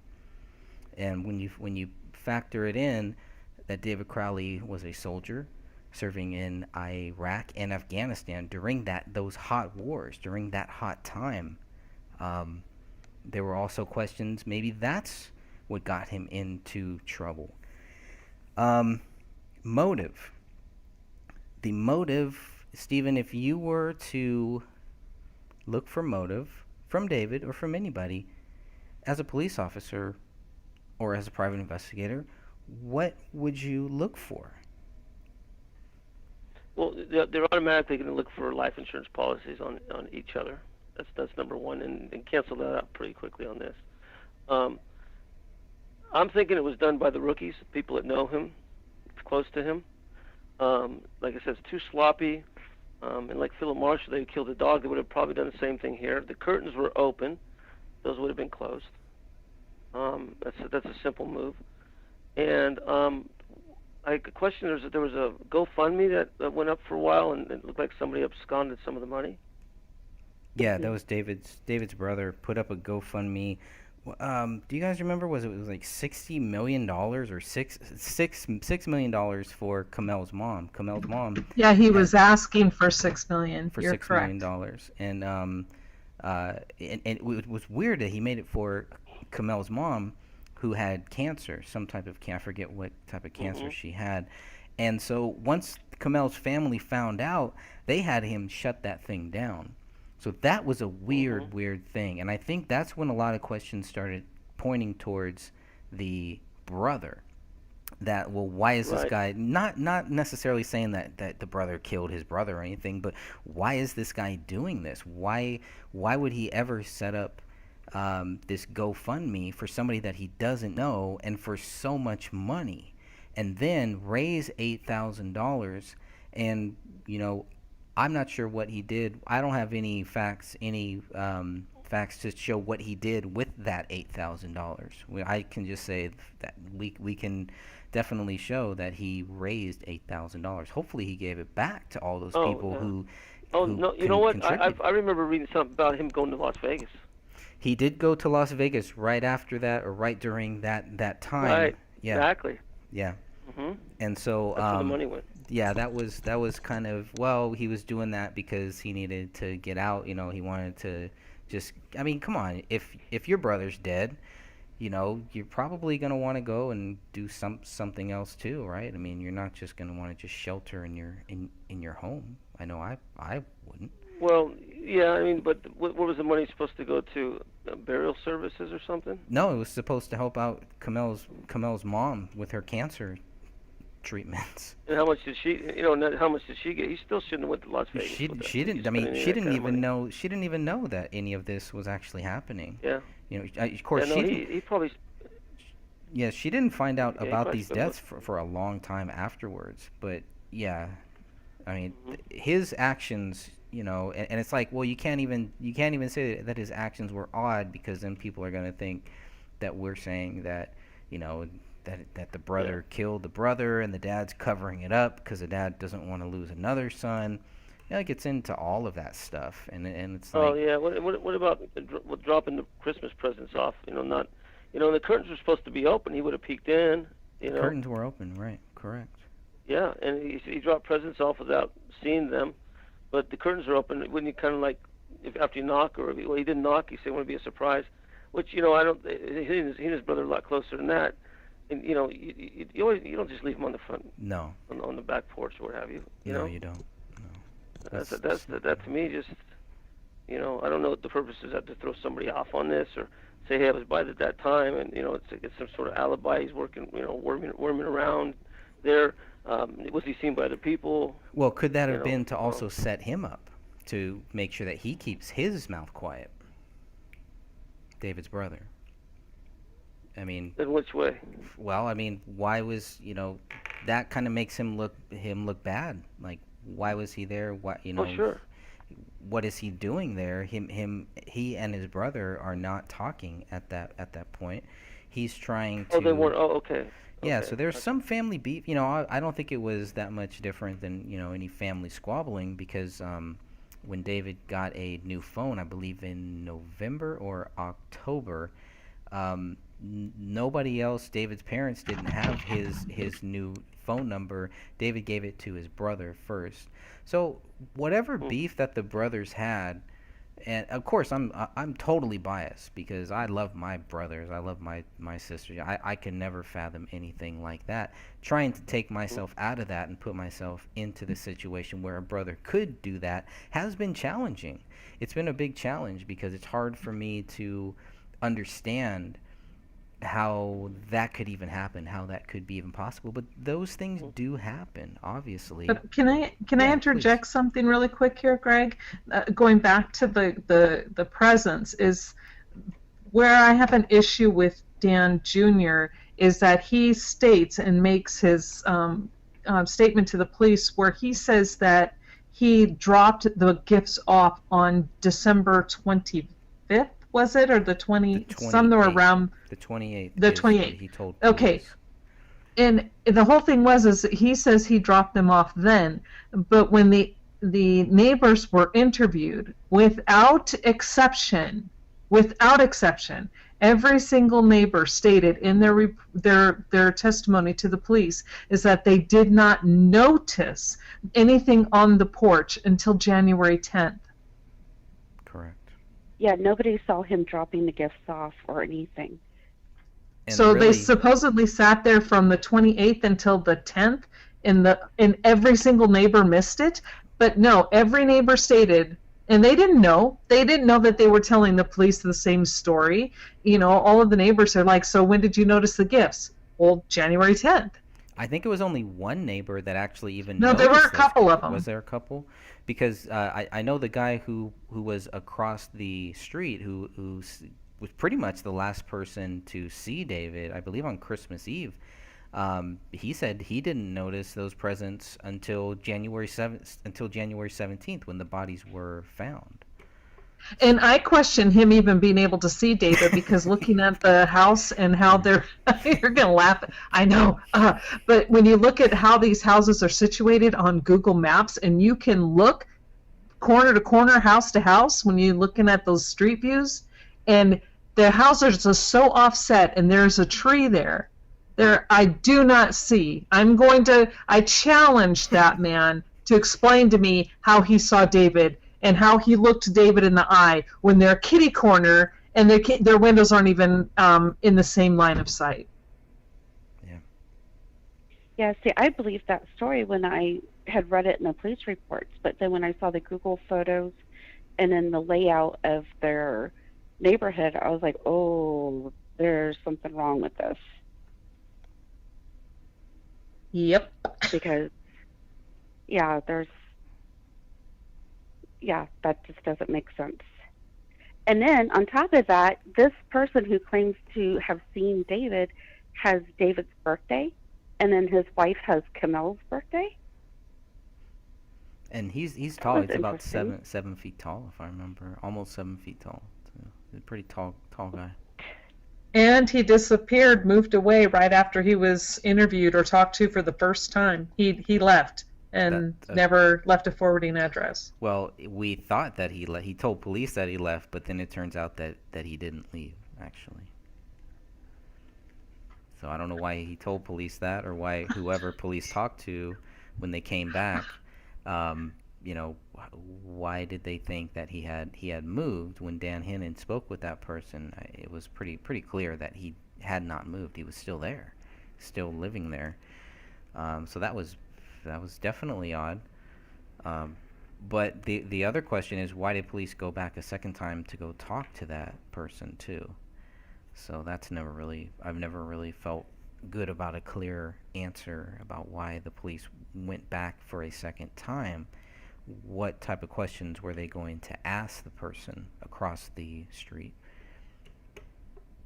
Okay, so because I'm basing what I just stated on what was in the report. Correct. So that's right. And so that is erroneous information, because Dan did speak with them and they did state that they were still there after the police stated that they believed he had moved and he was no longer at that address. We'd have to clarify with Dan if the neighbor stated that, but we definitely know that the neighbor did not move at that time when the officer Tara Becker went back to talk with that neighbor. She was told that they had actually moved, she was told that they were no longer at the residence, and then it definitely came out later on that he was at the residence. So that's all that I know for sure. We'd have to get Dan to clarify if the neighbor told him that, or if that's something that was found elsewhere. Okay, thank you, because I'll change my notes then on that. So, I want all the right information. Thank you, Greg. Sure. So I had kind of asked why he went to Vegas, and somebody in the chat said for gambling. Pansy said that for gambling. Somebody noticed the dog hair was stuck in the blood on the gun. I don't know if that was dog hair on the gun, but there was some type of hair on the gun and blood. Greg, that would answer what the blunt force trauma to his skull was about of the pistol. That's what I was thinking too, but I don't know if Catherine, Catherine's the one who actually brought that up, and I did a lot of research and a lot of looking into that. And I have a really good software program. I used to do photography. So I ran these photos and the skull piece through my photography development programs, and when you when I get different views, you can actually see impressions that are like a square or a triangle with a small circle in the middle. There's like 2 or 3 separate impressions that you can clearly see different designs on. I'll send them to Greg, or if you still have them, Greg, if you could pass them on to Stephen, that would be great. Yeah. And I would love for you to take a look at these photos, and then you can see what I see. It's not the butt of a gun. I'm not saying he wasn't hit with the butt of a gun, because he absolutely could have been, but you see impressions, like what makes a diamond shape, what makes a hexagonal shape, what makes a square with a circle in the middle.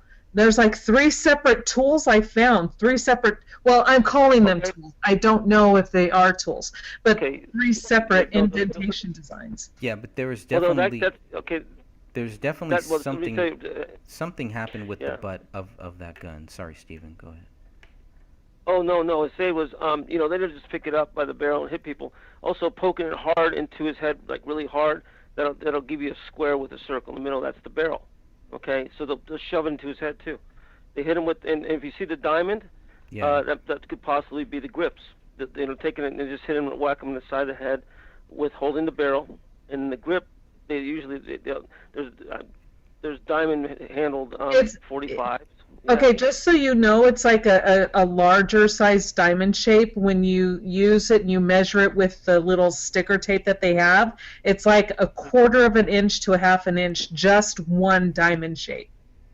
It'd be the diamond inside the grips. It'll be protrude a little bit. But I've seen them before. It could be it could be something else too, a part of the gun. But I would take a look at that. I'd take a look at if I could see the grips. It would, either negate it or to tell us that might be it. But the square with the circle is a barrel being pushed into your skull. Okay, great, thank you. Well, because and the reason why I'm not arguing. I'm just throwing this out there because when I spoke with the deputy coroner, they stated that, and I had asked them, could it be a gun, and they said they didn't think so. But again, they didn't see the picture of the gun either. But if you could look at the picture of the gun and then the barrel, because they do have that, I believe they have that photograph, and then compare that with the photos I'll send you via Greg of the impressions, then I think you'll have a better understanding, and you can give, well, at least help me understand, all of us, a more informed opinion or idea. Sure, not a problem. Thank you. Welcome. Let's see. We've talked about the motive, what to look for with motive, all the things the dog was responsible for. How long could it take to publicly state that this was a double murder suicide? Have you seen cases, Stephen, about, like the cases that you've studied with a suicide, whether it's real or whether it's not? Does that happen fairly quickly within 24 hours of finding these bodies, or do you think that that's normal? Because at least from within 4 hours to 24 hours, the police were going with the theory that that David Crowley was guilty. Mm-hmm. Seems kind of quick. I'm just looking at photographs and such, and trajectory of bullets. Blood in different places, mm-hmm. the pose of the bodies, the hands, the arms, everything, and it's not one. This is not the work of David. Period. There's no way. Absolutely not.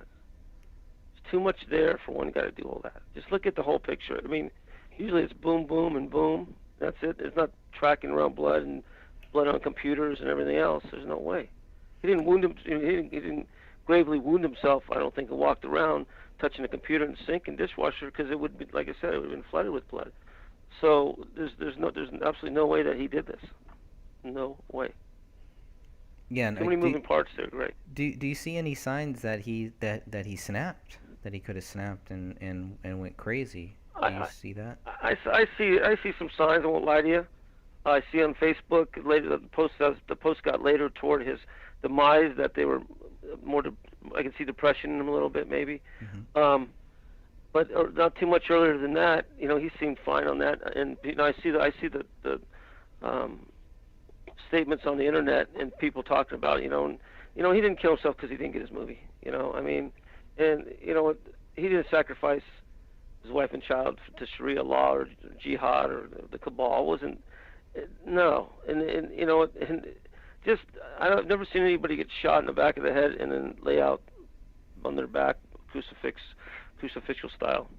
There's no way. This whole thing. There's symbolism here. Like I told you when I looked up the symbol of hands being taken off. I'm not talking about Argentina or the mob or anything.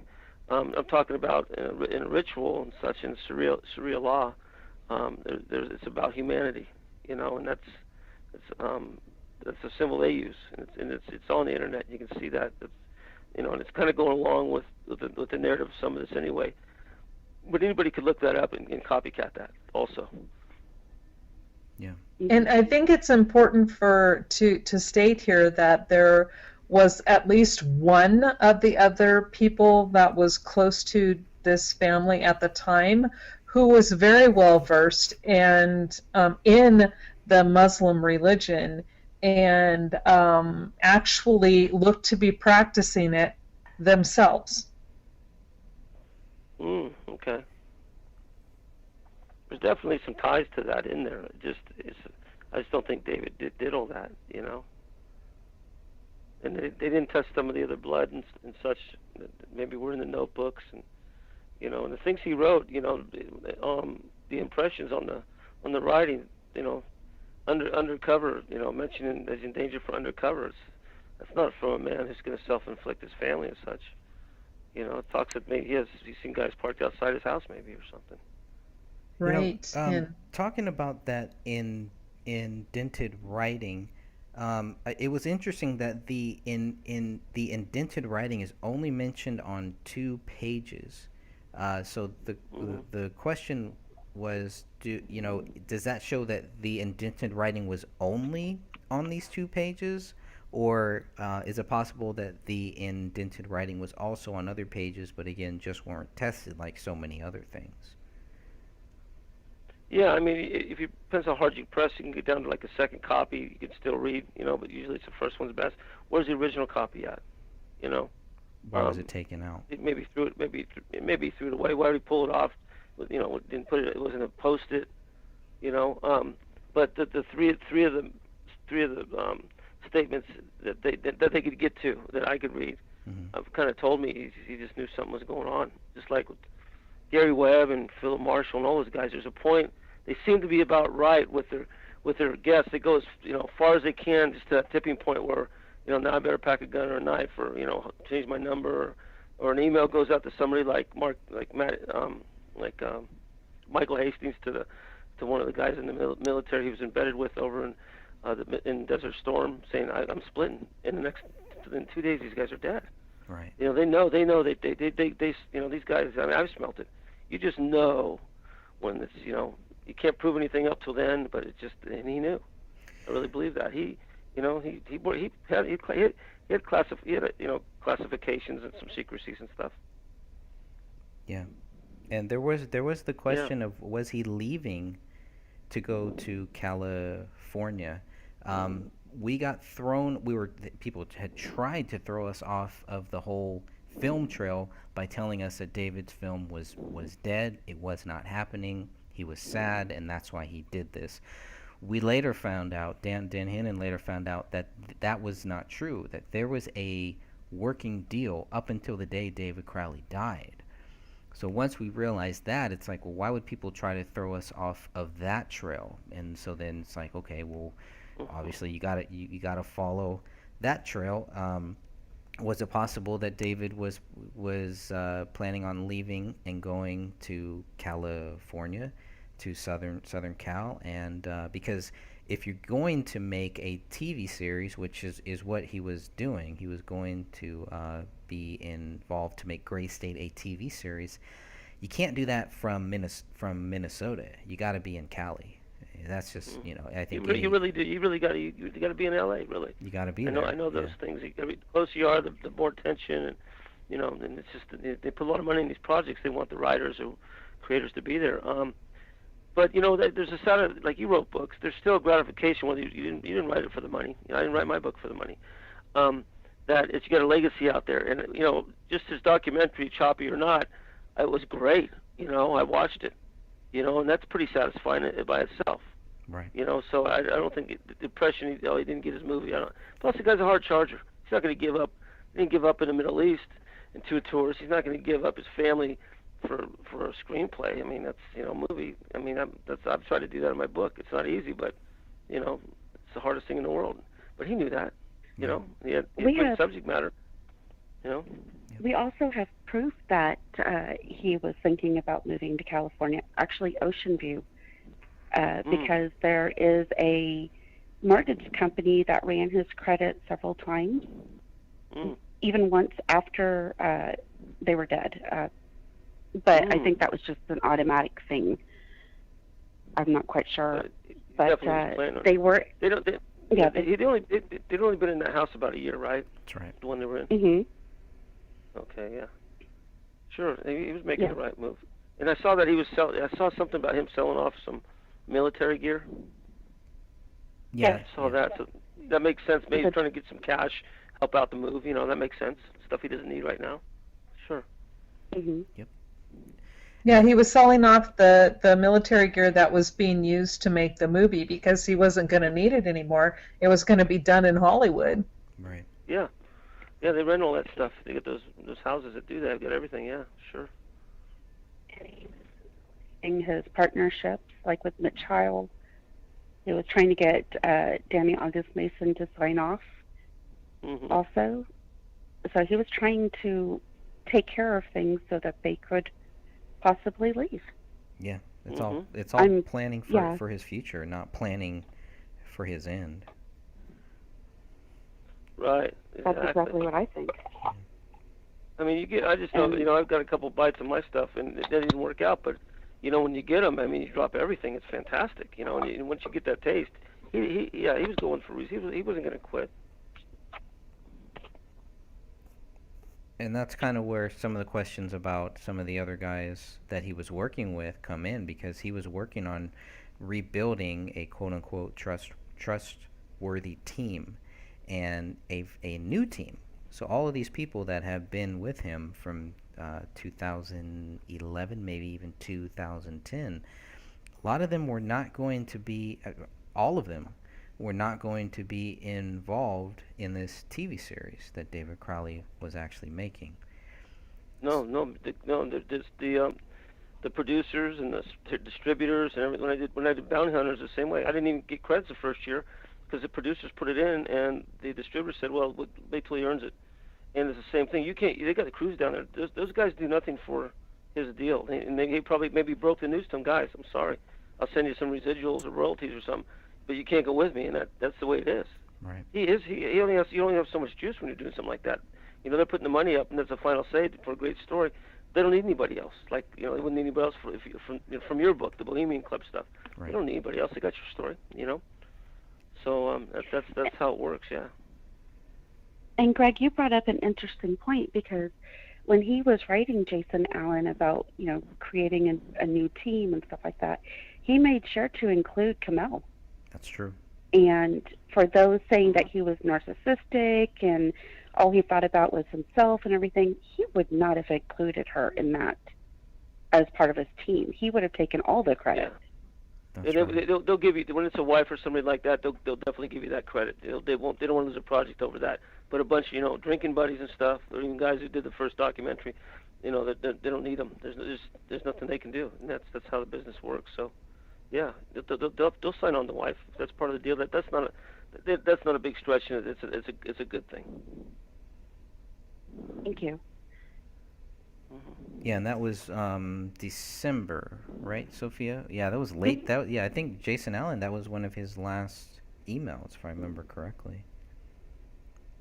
And Catherine, do you remember the last time that David made a phone or a text? It was the middle of November, right?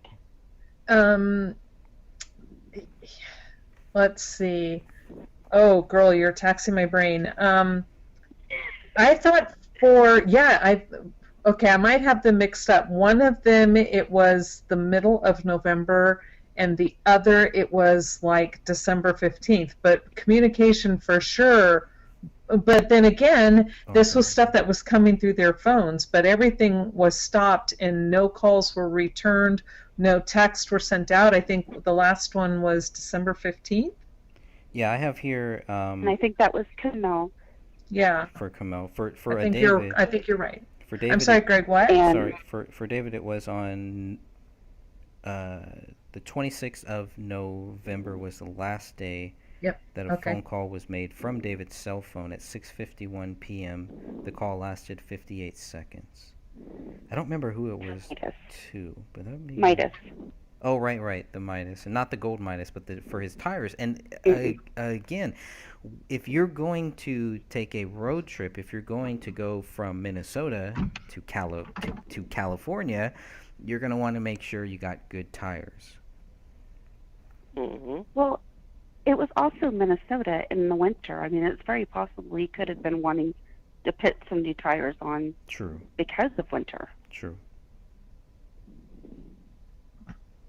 Very true. The only other time that we have communication with David, I believe, was just with Jason Allen in December, and that was an email. Yeah, we don't even know if David wrote that. It's supposition on our part. Yeah, and with his lawyer, David was talking with his lawyer in December too, around that time. Computer? Was email? Or was... Through his email, through his Gmail. Okay. Yeah. Oh, thank you. Well, then maybe he did write the letter to Jason Allen. I would think so. I would hope so. You know, it was Well, it's bad. possible. I'm just saying we don't know because it's an email. You know, until they can actually, prove it or disprove it. It's a supposition on both ends. True. Which they should be able to, because they had Yes. 12 terabytes of David's data. They had all of this stuff. The police are looking for motive, and they don't find it. There isn't any. So that's clear. But without motive, why accuse David Crowley guilty? The problem is, before they even had motive, before they had anything, within 24 hours, they were already telling us David Crowley was guilty. What are the chances of them changing their mind and saying, "Oh, you know what? We got that wrong. Sorry." Mm-hmm.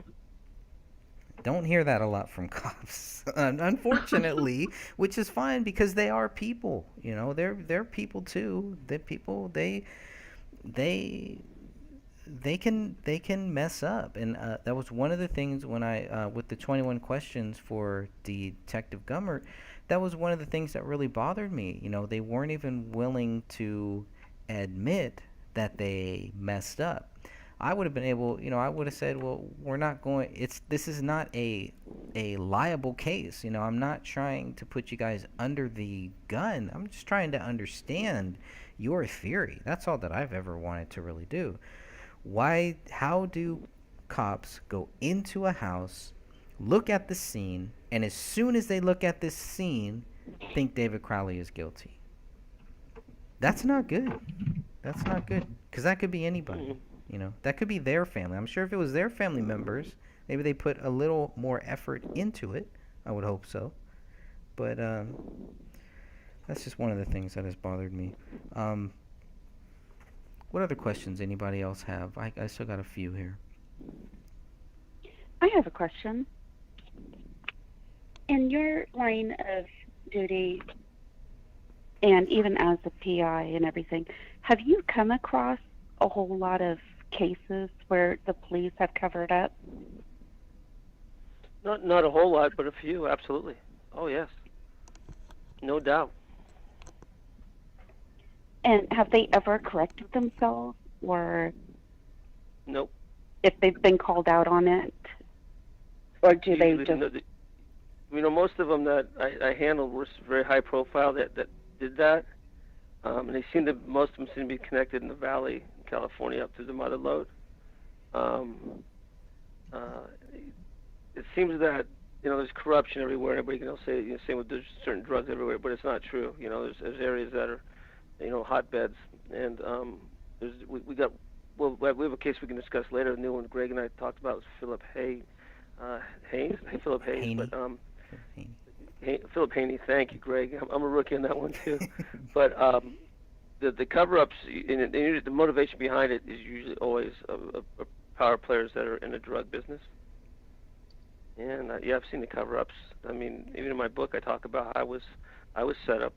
I was going to prison, went to preliminary trial, and didn't do anything. And and I'm an ex-cop. It really stings then. But I saw the corruption, and Greg knows about that. And then the Yosemite case later, and how the FBI followed me and such. It happens all the time. They, look at Waco and Ruby Ridge, Oklahoma City. Those are still cases that are, a lot of corruption was behind it. So it happens all the time, and usually the bigger the case, the more there is. Well, it's sad to actually realize that it's more common than we think. It's kind of scary. And is it true that it's supposed to go all the way up, like even senators and congressmen are covering this? Especially when you see, there was a stat I gave Greg before our last show, and it was Calaveras County, and there's a lot of connections with Freemasons and all that kind of stuff we can get to later. But Whitehead was 3 times the average per capita suicide rate in California and the nation. Okay, why is this? And we started looking at, now, like with David's wife and daughter, there's 2 suicides, so that'd be a stat. And so, we're seeing who's ever involved was Philip Marshall. That's 2 suicides and a murder. And Calaveras County, why is that the highest per capita in the nation? And there's a lot of these suicides that are deep state connected, and that seems And so why is there so many? Did you see? And there's a lot of government officials that retire up in the mother lode, and they're Philip Marshall was with Barry Seal and wrote books. So that's why when I'm looking at Calaveras County and all the so-called murders and such that are called suicides, that's why the rate's so high. Is it why? I'm not sure. And why aren't the higher ups, like the FBI and stuff like that, why aren't these high suicide rates hitting? Well, these radar? are murders, and they don't want to be murders because they know who did it or who's involved in it. And so they make them look like suicides, and then vilify the father or whoever pulled the trigger, and they go back and he was on crazy, bipolar, drugs, whatever, and they do it all on that. The problem is that people know these people and how they are and everything else, and it goes against the grain of that he would take his family out himself.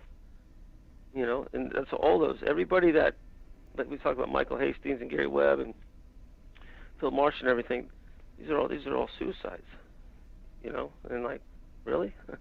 No, they were whistleblowers, basically, in a good way. And they have information, they have to take them out. Yes, hits me every time. I'm going to commit suicide. I'm going to shoot myself 2 times in the back of the head. That. How do you do that? Mhm. It's magic. Yeah, that's why this one here, guys, it may not. It could be an inside job and not a deep state thing, and a shadow ops, what we'd see normally, because it is awful sloppy, and or they hired hit guys that were made to make it a mess, Mm-hmm. And, the more evidence there is, the better chance a lot of times of not solving the case. Because pretty soon you got something that's questioning on the side of circumstantial, and they know they get a defense attorney because of one bullet that blows the whole case. They look at it that way. This thing's just a little bit too messy for them. So what's the motive? What it is? I think it could be the guys that weren't going to be going to California. Who knows? And it could be. It could have been. The other thing is, it could have been directly. Those guys might have sold out. Wouldn't be the way some of these guys are. It wouldn't be tough to buy them. Sort of with the Saudis that came in or told them what to do, or you know, this is what you're going to do for X amount of money. There's definitely some money behind this. You know, there's too much work here for just to be somebody really pissed off. Hmm. So there's an agenda somewhere behind this. You know. One of the things that really stuck out to me was that the staging of the crime scene, it seemed like it had been done in layers. Is that the right term? Sure. Almost like they kept coming back and doing a little bit more, like overstaging. And somebody had to be very familiar with that house to be and know how to get in and out to be able to do that. Well, and another thing I want that I find interesting and how I think it goes up just a little bit higher, and I agree with you, this is so sloppy, it doesn't reek of a professional, but yet the metadata on the photos from BCA has been altered by the BCA, and I'm talking altered time. Yes, time stamps, date, not the date, but the time. Times are wrong, and you can tell where it has been altered. Again, you wouldn't know if you didn't have the right programs. I'm sorry, it's late here, and I'm really tired, so my brain is kind of starting to shut down. With the proper, I use Lightroom and Corel Paint Shop Pro to edit my photos, and by putting them in Lightroom, I believe it was Lightroom, I could see metadata, and that's when it struck me. And I talked to Dan, and I said, hey, these photos have been altered. The timestamps, this metadata has been changed. I know you see that. Yeah, absolutely. Wow. And it scared me. Honestly, it did. I don't normally get scared, but I'm like, oh, holy potato cakes. That's not what I said. I'm like, this was changed at a higher level. So I'm thinking to myself, why would that occur? So people. So let's say somebody IDs the brother with the presence. They can work around that by fixing the time stamps or whatever to say, oh, he was there, so he couldn't have done it, or what have you. They're going to try to work the time on those, because the time of death or longevity of death, that's varied from the postmortem lividity to say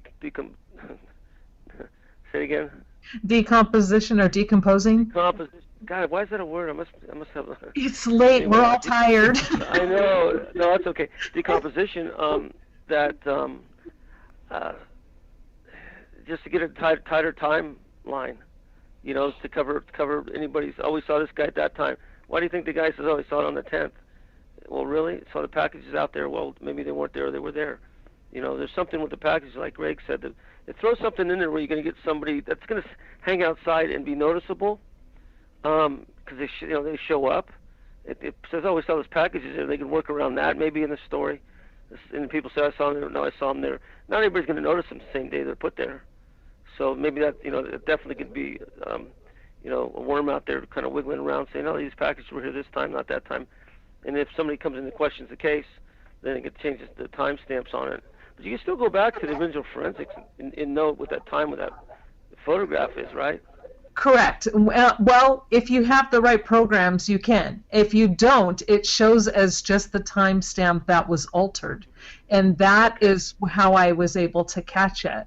I was getting ready, and it was just a fluke. I was getting ready to do, again, just some processing and bring, do some edits on a photo to see if I could get some detail out.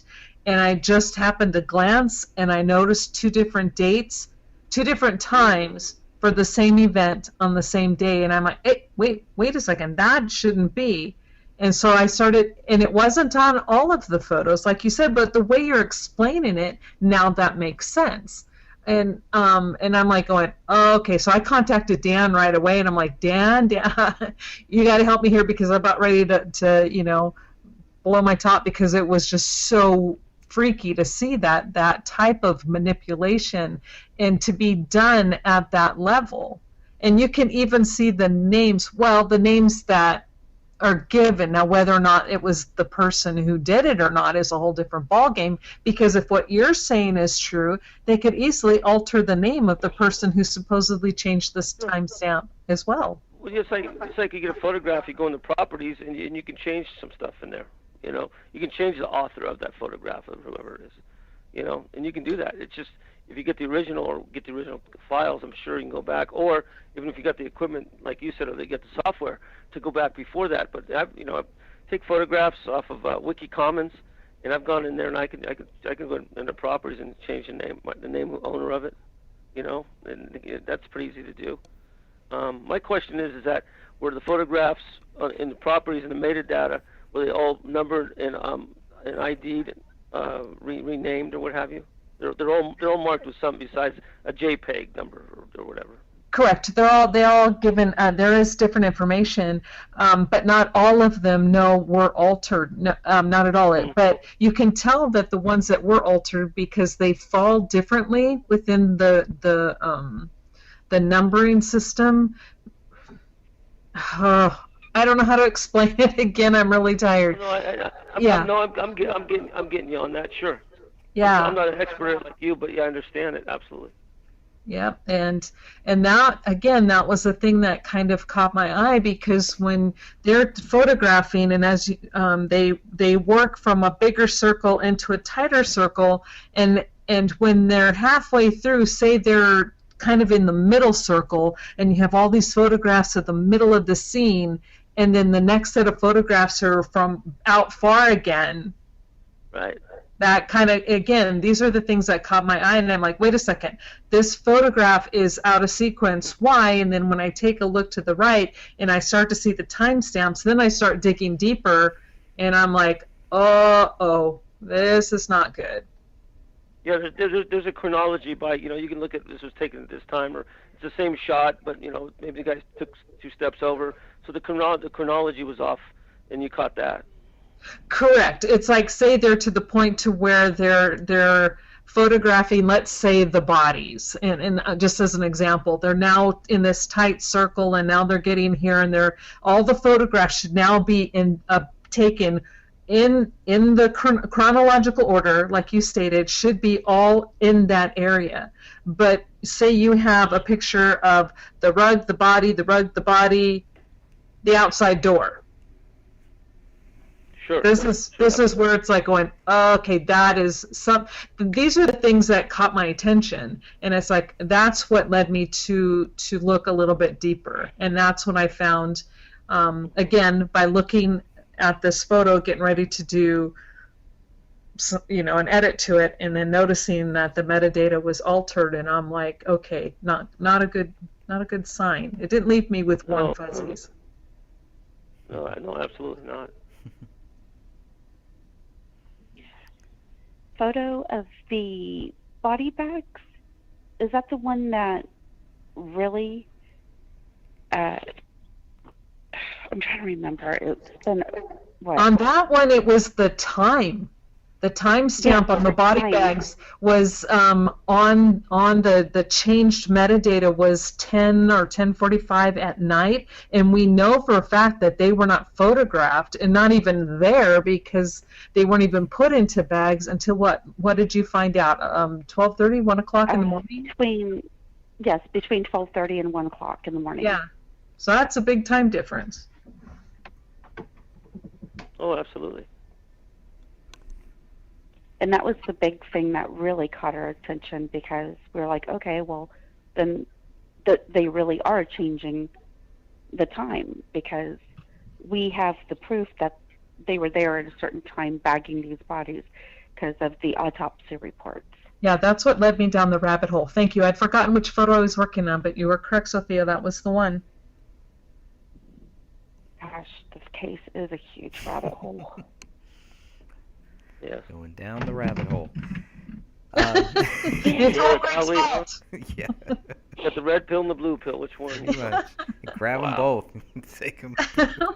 God, I know this. Yeah, this, like I said before we get off, biggest thing to me, I'm looking at a motive. You know, how far did deep state did it go? Why they hire hacks? Maybe there's a reason they hired hacks. You know, pros just aren't going to get that dirty. You know, and they used to shoot people for $500 Michael Jordan Air Jordan shoes. I mean, so it doesn't take a lot of money. No. Right. Did you want to continue off air, or did you? We can. Sure. I just need about Okay. a 2-minute break. About a minute break. Sure. Okay. I'll leave my phone. I'll leave my phone on. Yeah. Is there anything else, Greg? I think that's all I have for now. Oh, one last Gosh, thing. this was One a last great thing. discussion. Yeah, one last thing.